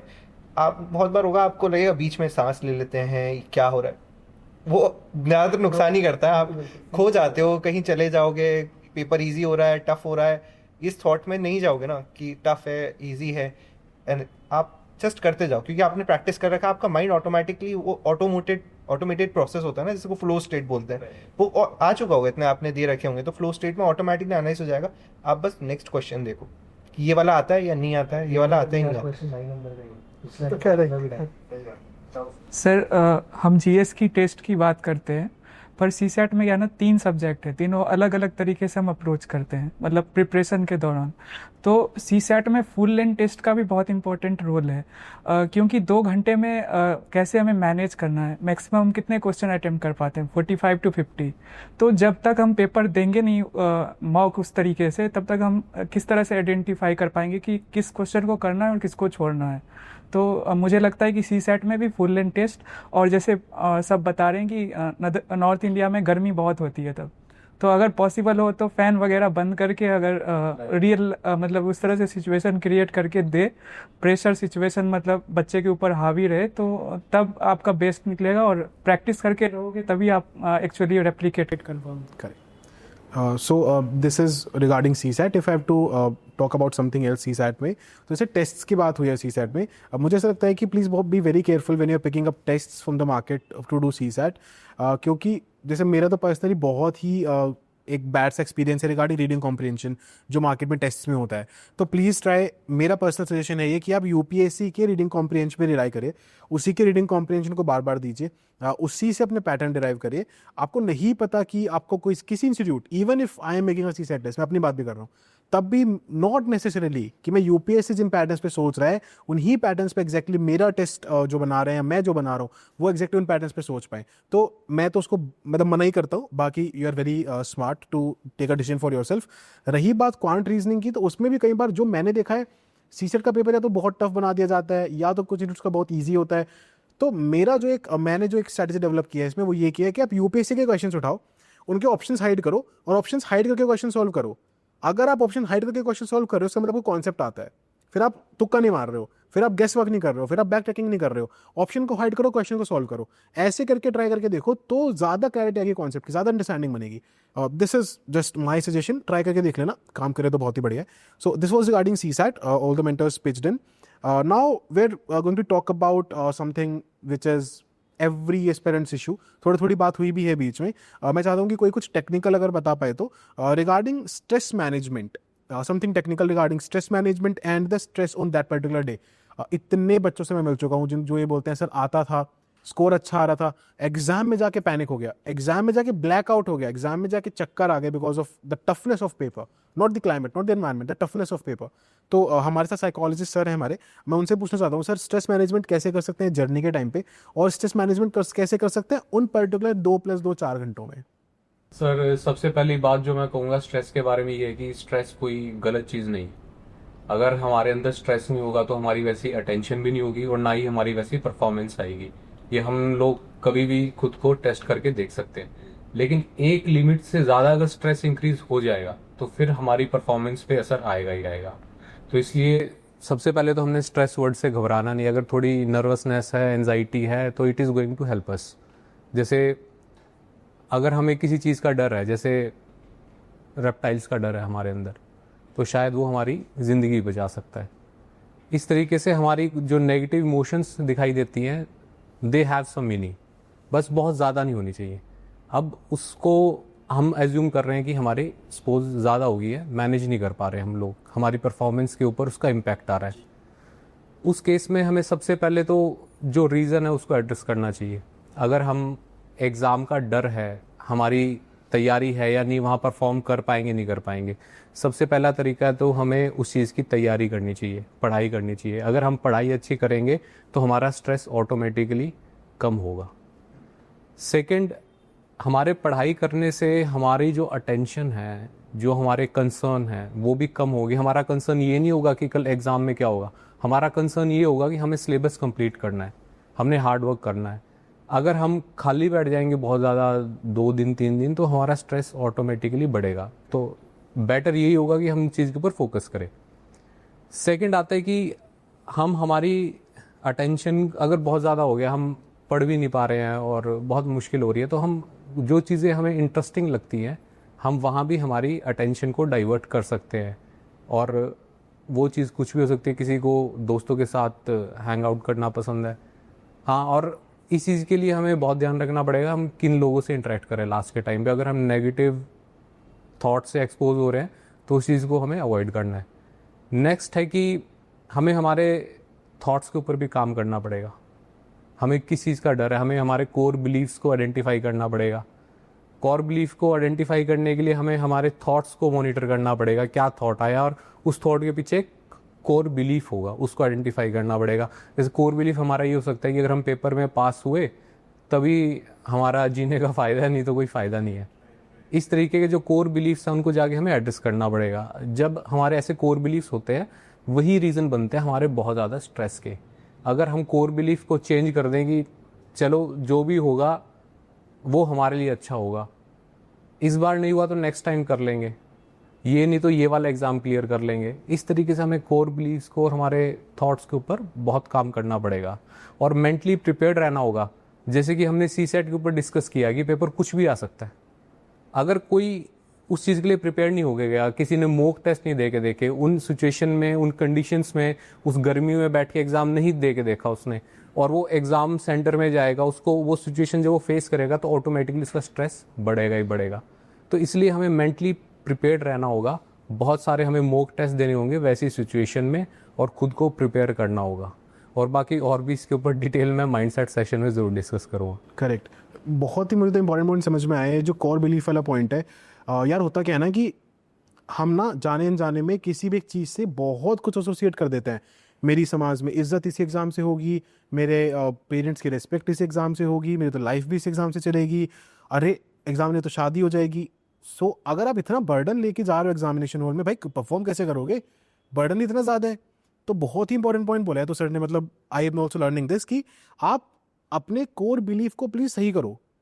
एग्ज़ाम आप इसलिए दे रहे हो ताकि अगर एग्ज़ाम क्लियर हो जाए तो आपको एक जॉब मिले जिसमें आप उस जॉब की ड्यूटी परफॉर्म करोगे, बस उस रीज़न से है बस ये एग्ज़ाम, और कुछ नहीं।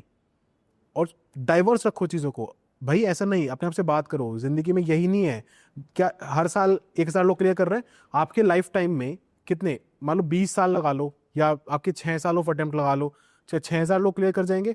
और जो बाकी क्या, मतलब जो लाखों करोड़ों लोग हर साल है वो क्या कर रहे हैं लाइफ में, क्या उनकी मीनिंगलेस है क्या लाइफ? ऐसा नहीं है भाई, है ना। तो please make sure that you are addressing your core beliefs. Very important point है, बहुत इंपॉर्टेंट पॉइंट। हाँ प्लीज़। मैं भी इससे कम्प्लीटली, मैंने तो 2022 का प्रीलिम्स ही इसलिए फ्लंक किया था इस चक्कर में। मतलब मैंने प्रीलिम्स को इतना बड़ा बना लिया था अपने माइंड में। वो क्वेश्चन जो अगर आप मेरे को मिडनाइट उठा के पूछोगे इसका क्या आंसर है, मैं तब भी आंसर कर सकता हूँ, बट वहाँ पे मैंने गलत कर दिए। जैसे एक क्वेश्चन था, आई थिंक वाटर पोल्यूशन है या एनवायरनमेंट प्रोटेक्शन है, बॉडी से रिलेटेड था, सेंट्रल पोल्यूशन कंट्रोल बोर्ड। वो क्वेश्चन PYQ एग्जैक्टली उठ के आ गया, वो गलत हो गया।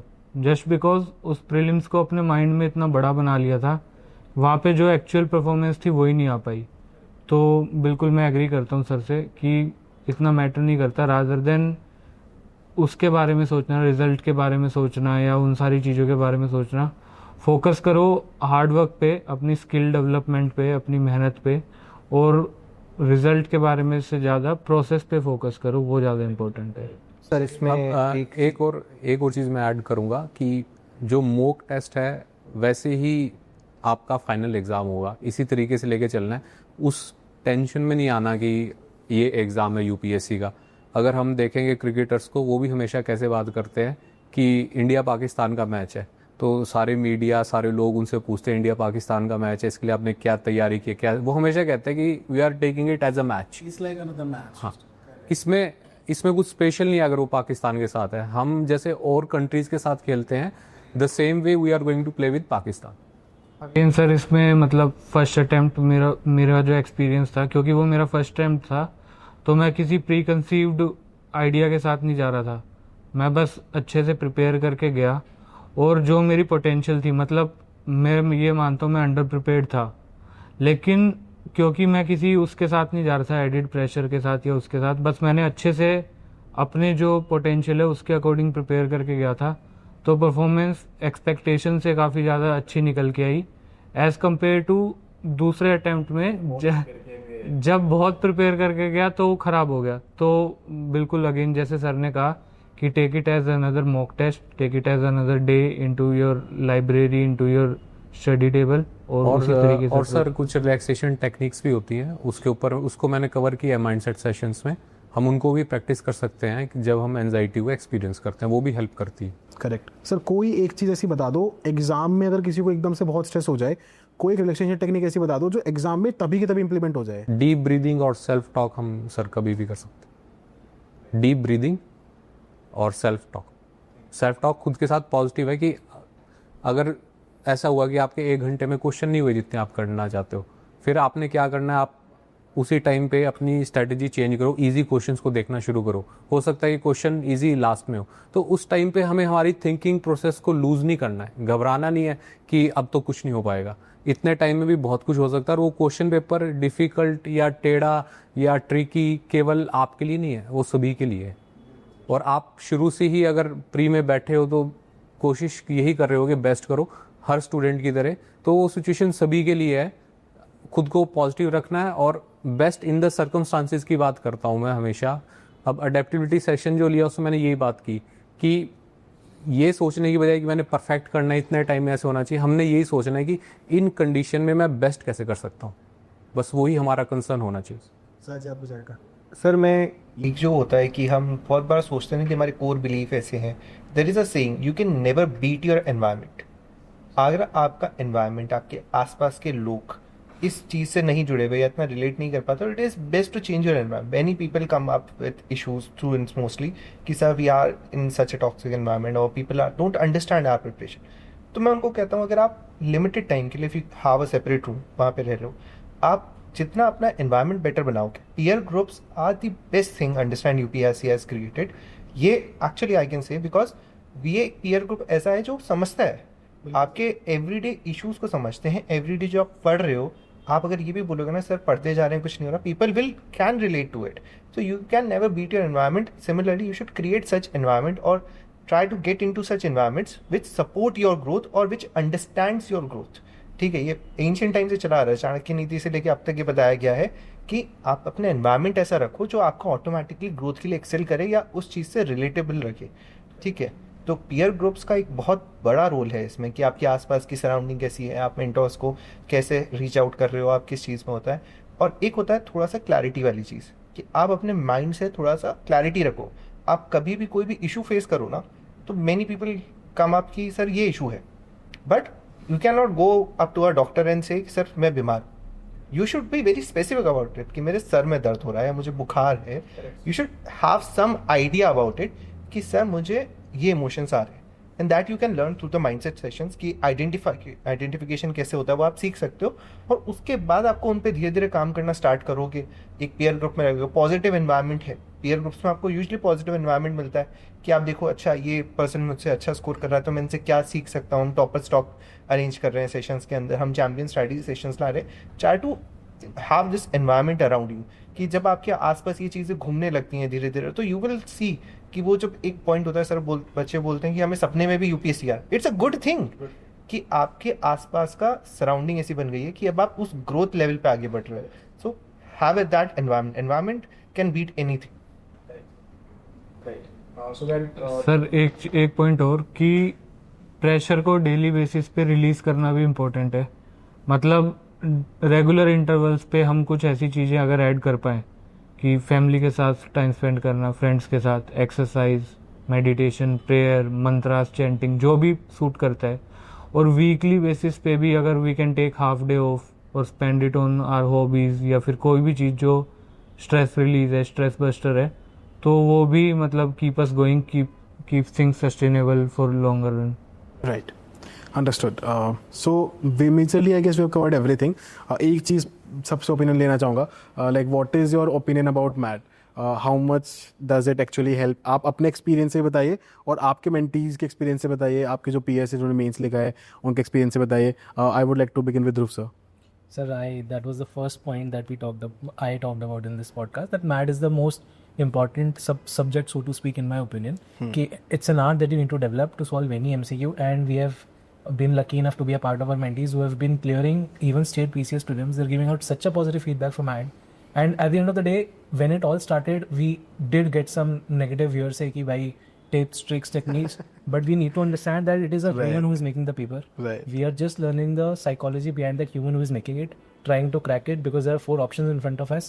There has to be a particular science, a particular art that is attached to it, and we're just inculcating that. So I जो think it's the सर ने बात बोली नेगेटिव वाली, तो वो कई बार आपको ऐसे दिखेगा कि just because we are democratising something और we are telling it without charging anything, so as to say, तो लोगों में ये आया कि नहीं ठीक है, क्वेश्चन उठाते हैं इस पे, but the result speak for it self.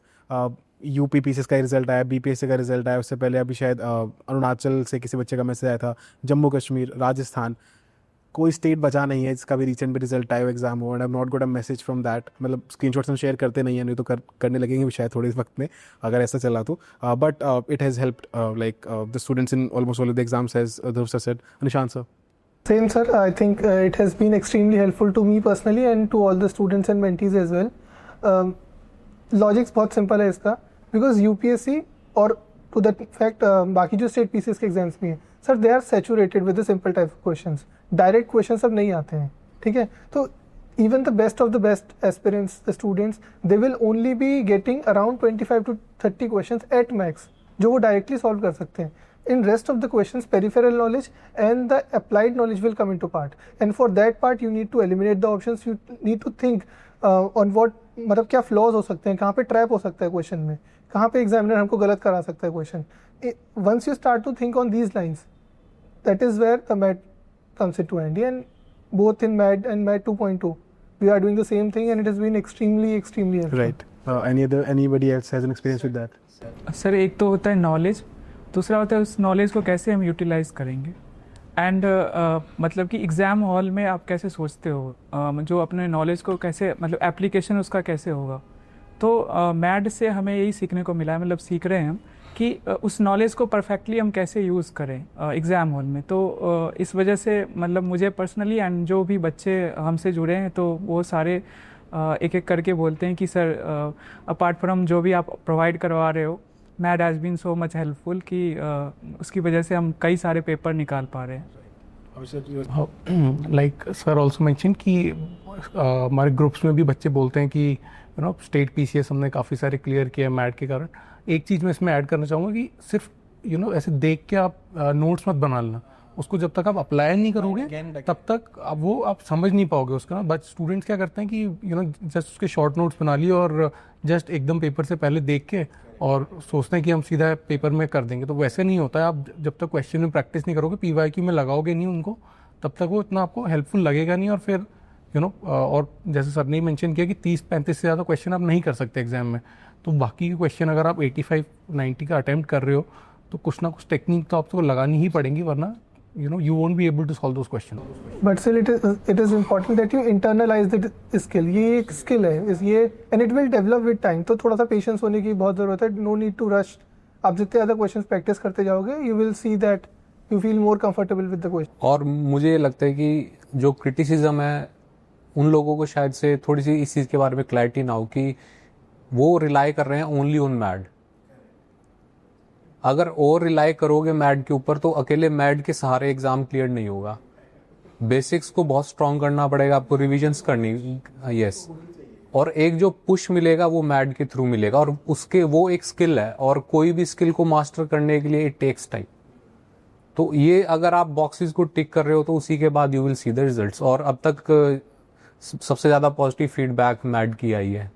मैंने सर को भी कहा था, मैं सर ज़्यादा बच्चे मैड की डिमांड करते रहते हैं, और मैंने जब अंडरस्टैंड यूपीएससी थोड़ा लेट ज्वाइन किया तो जो सबसे पहली चीज़ सुनी थी वो मैड सुनी यहाँ आगे, और सबसे ज़्यादा सुनी है वो अब तक मैड ही सुनी है।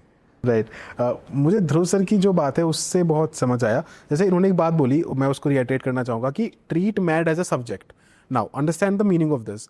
अगर आपको बोलो आपने ज्योग्राफी कितनी बार पढ़ा है, पॉलिटिक्स कितनी बार पढ़ा है, आप ये नहीं बोलोगे ना सर पहले दिन पढ़ लिया था एक बार और एग्जाम से पहले एक बार दोबारा देख लिया और चलेगा एग्जाम में। You don't do that, right? You read it again and again. आप हर फेज में पढ़ते हो, आप शॉर्ट नोट्स बनाते हो, आप बार बार उसके प्रैक्टिस करके देखते हो टेस्ट में।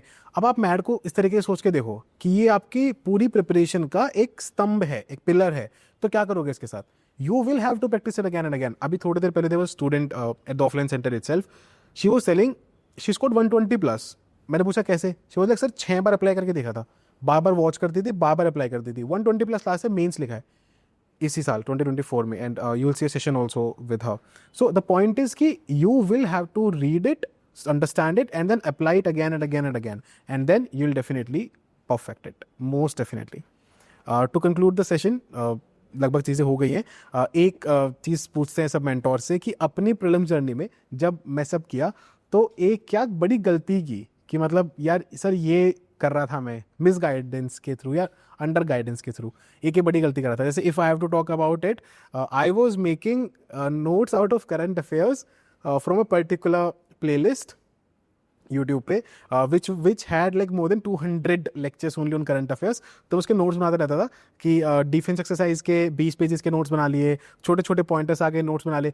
To the extent I was so influenced, and this is probably my second attempt, to the extent that I was so influenced कि I wrote them a mail. I still have a screenshot of that. I wrote them a mail कि thank you, आप लोगों ने इतना detail में current affairs कराया। Realizing today that if I have ended up making notes of 250 pages, more than 200 videos just of current affairs, तो भैया उसका क्या करूँगा, रिवाइज कब करूँगा? स्टैटिक ही नहीं कर पा रहा हूँ पूरा, इतना करंट अफेयर्स करके करूँगा क्या? So that is something that happened with me. I would like to ask mentors as well. कुछ तो ऐसी गलती करते हैं हम। एक और जैसे किसने बताया था कि मैं इकोनॉमिक पॉलिटिकल वीकली से नोट्स बनाता था कि इससे कुछ क्वेश्चन आ जाएगा। So some sort of sir very quickly everybody, what is that big mistake और blunder that you have did in prelims preparation? Sir मुझे लगता है कि मैं जो सबसे बड़ी मिस्टेक कर रहा था कि यूपीएससी ने कभी नहीं बोला कि आपको इकोनॉमी आना चाहिए, ऐसा आना चाहिए। बेसिक सिलेबस दे दिया उन्होंने, आइडिया आना चाहिए। उन्होंने बोला कि हम आपसे एमसीक्यू सॉल्व करवाएंगे। मैंने एमसीक्यू सॉल्व नहीं करे उतने, मैंने 10-12 टेस्ट दे दिए, जो बेसिक था, मिनिमम जो था कि इतने तो करके जाऊँ, 5-10 टेस्ट दे दिए थे, उतना चले। मीन्स में भी सेम था, राइटिंग करवाएंगे। उन्होंने एक सिलेबस दिया, ये इसके आसपास हम पूछेंगे। उन्होंने ये नहीं दिया कि ये किताबें पढ़नी है। बच्चों का मेजर फोकस ये किताब पढ़ लूँ, ये कोचिंग ले लूँ, ये लेक्चर देख लूँ, नहीं, वो तुमसे लिखवाएंगे, लिखो बैठ के। वो तुमसे एमसीक्यू सॉल्व कराएंगे, एमसीक्यू 2, और वो मॉक टेस्ट जैसा टेस्ट करवाएंगे ना। मॉक टेस्ट सबसे major part I feel beyond test, beyond coaching is that जो वो पूछेंगे ना तुमसे, जो वो एक्चुअली में करवाएंगे, एमसीक्यू करवाएंगे, एमसीक्यू ही करो। जिस चीज़ के एमसीक्यू करवाएंगे उस चीज़ के एमसीक्यू ही करो, क्योंकि वो उसी के आसपास ही चीज़ बनेगी, तो आइडिया तो लग ही जाएगा। रिटर्न करवाएंगे उसी टाइप में आसपास के जितने आंसर्स लिख सकते हो, what they are going to ask you, focus on that thing only. उसके आसपास तो सारी चीज़ें आती जाती रहती है। जो सबसे बेसिक चीज़ what UPSC is checking in an civil servant, do that. नहीं जाओगे तो बोलने की प्रैक्टिस करो, बोलने की प्रैक्टिस, बाकी सब ठीक है। सर आई वुड से कि कोर स्टैटिक जो पोर्शन है उस पे इतना फोकस नहीं करा और करंट अफेयर पे ज़्यादा फोकस करा। और ये फर्स्ट अटैम्प्ट में, हाँ फर्स्ट अटैम्प्ट में सबसे ज़्यादा होता है, बट हमें समझना पड़ेगा कि कोर जो सब्जेक्ट हैं, टॉपिक्स हैं, they are here to stay और they will stay forever. 10 साल पहले भी बच्चे जो पढ़ते थे वो पढ़ते थे, 10 साल बाद भी वो पढ़ेंगे। करंट अफेयर आज है कल नहीं है, और उसको कितना भी प्रिपेयर कर लो, it won't trust you back, मतलब आपको रीपे नहीं करेगा कभी। पर कोर स्टैटिक से अगर क्वेश्चन आ रहा है, वहाँ गलती कर रहे हो तो मतलब I should not say, but you are digging your grave into examination hall. पश्चाताप और करना पड़ेगा उसका अगर स्टैटिक को इग्नोर कर रहे हो तो। Nishant sir? Sir, I think my UPSC journey covers all this aspect. In the first attempt, I missed the cutoff by 20 marks in the prelims, and the recent attempt that I gave, I qualified the prelims by 45 marks. तो ये journey कैसे हुई? -20 से +40. हाँ, तो इसका क्या process था? And if I were to be honest, मैंने सबसे ज़्यादा मेहनत अपने पहले अटेम्प्ट में करी थी, but it was directionless, random एम में कर रहा था, कुछ भी पढ़ रहा था, कहीं से भी कंपाइल कर रहा था, एज यू राइटली मेंशन, और बहुत सारे सोर्सेज थे. तो I always narrate this story. I told to my father as well, he will be listening to it now. तो there is a story that a man was given access that he can travel to a field, वो जाएगा field में, and till the evening this condition was कि जितना land आप cover कर लोगे और जितना वापस आ जाओगे, it will be all yours. अब ग्रीड क्या होती है? केप्ट ऑन ही गोइंग, और वो वापस नहीं आ पाए. सिमिलर हम लोग करते हैं, 10 रिसोर्सेज, 10 मटेरियल, ये करंट अफेयर्स, वो current affairs, but we are not able to revise it. ये मेरे साथ में हुआ. And in the later attempts what I did, I narrowed down, limited resources, multiple time revision, and looking at the PYQs, and this has helped me a lot, along with the MAD series and other things that helped me. तो उसकी वजह से I got a decent enough hold over the prelims examination. I think the biggest mistake I did within this exam, all the preparation stages, was that I felt that this is another exam which might work out of intelligence, being smart, but during the course of time and successive non-successes, I realized that this is an exam which requires mere methodology. You just have to stay in, you have to be dedicated, you have to persevere, do things as everybody else is doing. There's nothing new that you have to do. Correct. And there's no smartness around that you can beat the bush in. You just have to stay in and it will eventually happen. Correct. ये बहुत important point है जो sir ने बोला अभी, कि you have to understand यार कि ये ना रॉकेट साइंस नहीं है. आपको ना बहुत इनोवेटिव नहीं होना इसमें, है ना. आपको कुछ ऐसे नया डिस्कवर नहीं करना है कि अरे क्या नया डिस्कवर कर दिया, वाह ये क्या प्रॉब्लम्स, नहीं, नथिंग. जो आपसे पहले फुटस्टेप्स बना के गए हैं, है ना, वो बोलते हैं ना, these are the footsteps of the giants that are walking on. वही है ये, कि आप समझ लो यार, स्ट्रेटेजीज बनी हुई हैं. इस पूरे पॉडकास्ट से आपको समझ में आ गया ना, अगर आपने वही इंप्लीमेंट कर लिया, ऐसा हो नहीं सकता कि आप कोई ब्लंडर करके आओ, करोगे ही नहीं. इनोवेट करने के चक्कर में ऐसे मान लेते, पता नहीं कितना बड़ा एग्जाम है, क्या है इतना, तो बहुत ज़्यादा पढ़ने लगता है, एक एक चीज़ की 3-3, 4-4 चीज़ें पढ़ने लगता है. ऑब्वियसली गाइडेंस नहीं होती, इसलिए गलती करते हैं, बट अब तो है ना, हम बता रहे हैं ना यहाँ पे बैठ के, तो अगर सुन रहे हो तो प्लीज़ उसको इम्प्लीमेंट करना. Rahul sir. Sir, previous year questions की एनालिसिस जो मैंने अर्ली स्टेज पे नहीं करा था, जिसमें पता चलता है कि everything is not equally important. वो बहुत इम्पॉर्टेंट होता है कि किस चीज़ को कितना करना है और कितना उससे हमें एडवांटेज पेपर में मिल पाएगा. तो वो चीज़ें मतलब कि मुझे लगा बाद के अटेम्प्ट्स में कि मैंने खुद के प्रिपरेशन को उसके अकॉर्डिंग ढाल लिया, तो वो समहाउ उससे मदद मिली. जैसा निशांत सर ने कहा था कि इनिशियल अटेम्प्ट्स में मेरे जो प्रिपरेशन थी वो काफ़ी डायरेक्शनलेस थी, तो काफ़ी सारे रिसोर्सेज कर लिए, उनको कंसोलिडेट नहीं किया, उनको रिवाइज़ नहीं किया. तो एक ये मिस्टेक थी. और जब आप हार्ड वर्क करते हो तो लोग कहते हैं कि हार्ड वर्क से रिजल्ट नहीं आ रहा है, लेकिन जब आप एग्ज़ाम में बैठोगे और वो एग्ज़ाम में प्रेशर रहेगा, तो वो पीछे जो आपने हार्ड वर्क किया उसके कारण जो आपको कॉन्फिडेंस मिलेगा क्वेश्चन करने का, वो एक अलग ही कॉन्फिडेंस होता है. जो मेरे इनिशियल अटेम्प्ट में जो मैंने ब्लंडर किया था, उसमें यही था कि वो कॉन्फिडेंस नहीं था, क्योंकि इतनी सारी चीज़ें पढ़ ली थी लेकिन रिवाइज़ नहीं किए थे बहुत बार. तो जब बाकी अटेम्प्ट्स में फिर उन चीज़ों को, रिसोर्सेज को कम किया, रिवाइज़ ज़्यादा किया और अपने आप पे कॉन्फिडेंस रखा कि अगर मेरे को नहीं आ रहा है ये क्वेश्चन, तो बहुत सारे लोगों को भी नहीं आएगा. ऐसा नहीं है कि यार ये सारे क्वेश्चन तुमसे होंगे ही होंगे, बट जो क्वेश्चन होने चाहिए वो एटलीस्ट करो और अपने आप पे कॉन्फिडेंस रख के थोड़ा काम माइंड से पेपर अटेम्प्ट करना चाहिए. और कई बार होता है कि आपका लक ख़राब होता है, तो इनिशियल बहुत डिफिकल्ट क्वेश्चंस आ जाते हैं, तो लोग क्या करते हैं, उसी में पैनिक कर जाते हैं और सारा टाइम वही वेस्ट कर देते हैं. तो आप पीछे से शुरू कर दो, 50वें क्वेश्चन से शुरू कर दो, 100वें क्वेश्चन से शुरू कर दो. अगर आपको लग रहा है लाइन से 10-15 क्वेश्चन नहीं आ रहे हैं, तो ये स्ट्रैटेजी थोड़ा आप यही चीज़ें ना मॉक में सीखते हो. कि जैसे हमने भी जो यूपीएससी के अभी जो अंडरस्टैंड यूपीएससी के जो मॉक्स हमने निकाले थे, उसमें स्टूडेंट्स यही कह रहे थे कि 2023 का पेपर का फील आ रहा था, क्योंकि इनिशियल क्वेश्चंस बहुत टफ थे. तो उनको मैंने यही सजेस्ट किया था कि ऐसा पेपर मिले आप पीछे से शुरू करो. ऐसा नहीं कि यार यही 30 क्वेश्चन आपको सॉल्व करोगे तो ही आगे बढ़ पाओगे. तो ये सारी चीज़ें इंप्लीमेंट करोगे और ये सीखोगे मॉक के through. Sir, I used to read newspaper for 2-3 hours and I also made notes like you. And other than this, I read all NCERT, new NCERT, old NCERT from 6th to 12th, and several topics were such which were not so relevant. So these were the mistakes I made. Right तो भाई अपने आप से mistake करके ठीक करने का वक्त नहीं है अपने पास, किसी भी इंसान के पास नहीं है. स्मार्ट बच्चा, स्मार्ट एस्पिरेंट, स्मार्ट इंसान वो होता है जो दूसरों की गलतियों से सीख ले और वो गलतियाँ तो ना ही करे एटलीस्ट, है ना. कुछ और ही हो जाए तो बात अलग है, वो भी नहीं होनी चाहिए. Since now you have ample amount of guidance, तो वो नहीं होनी चाहिए. बट अगर हो रही है तो उनको फटाफट करेक्ट करना है, इम्प्रूव करना है और आगे बढ़ना है. So majorly we have covered everything. Still आपका अगर कोई भी क्वेश्चन है, किसी भी मेंटोर से कोई क्वेश्चन है, तो आप कमेंट्स में ड्रॉप कर सकते हो and I will make sure कि वही पर्टिकुलर मेंटोर आपके उस पर्टिकुलर क्वेश्चन का आंसर कर रहे हैं. Definitely we will do that, आपको वही रिप्लाई मिल जाएगा. And that's it from our side. Last में 75 डेज बचे हैं, तो मैं यही बोलना चाहूँगा यार कि जितना आपने यहाँ से सीखा, जो आपकी अपनी पर्टिकुलर स्ट्रैटेजी है, बिना डरे, बिना टेंशन लिए प्लीज़ उस पर फोकस करो. ये देखो कि आपके लिए क्या काम करता है और आप किस में वीक हो, आप किस में स्ट्रॉन्ग हो, उस पर फोकस करो, उसके टेस्ट लगाओ, उस हिसाब से मल्टीपल रिविजन्स करो, अपनी स्ट्रैटेजी डेवलप करके आगे बढ़ो. Because we can only guide you, you are the one who have to implement at the end of the day. और इम्प्लीमेंटेशन से ज़्यादा इंपॉर्टेंट कुछ नहीं होता. यूपीएससी ने ब्यूरोक्रेसी का एम पूछ के, गोल पूछ के क्वेश्चन क्लियर कर दिया था कि ultimately bureaucracy is only to implement policies. You are here only to implement the guidance that you have got, and if you do that correctly, there is no looking back. We will give mains together, पक्का. Thank you so much to all the mentors here for the valuable suggestions and for the valuable guidance. These guys have been the pillar for the entire thing that we have been doing, be it Transform and now be it Prevail. And it was a pleasure.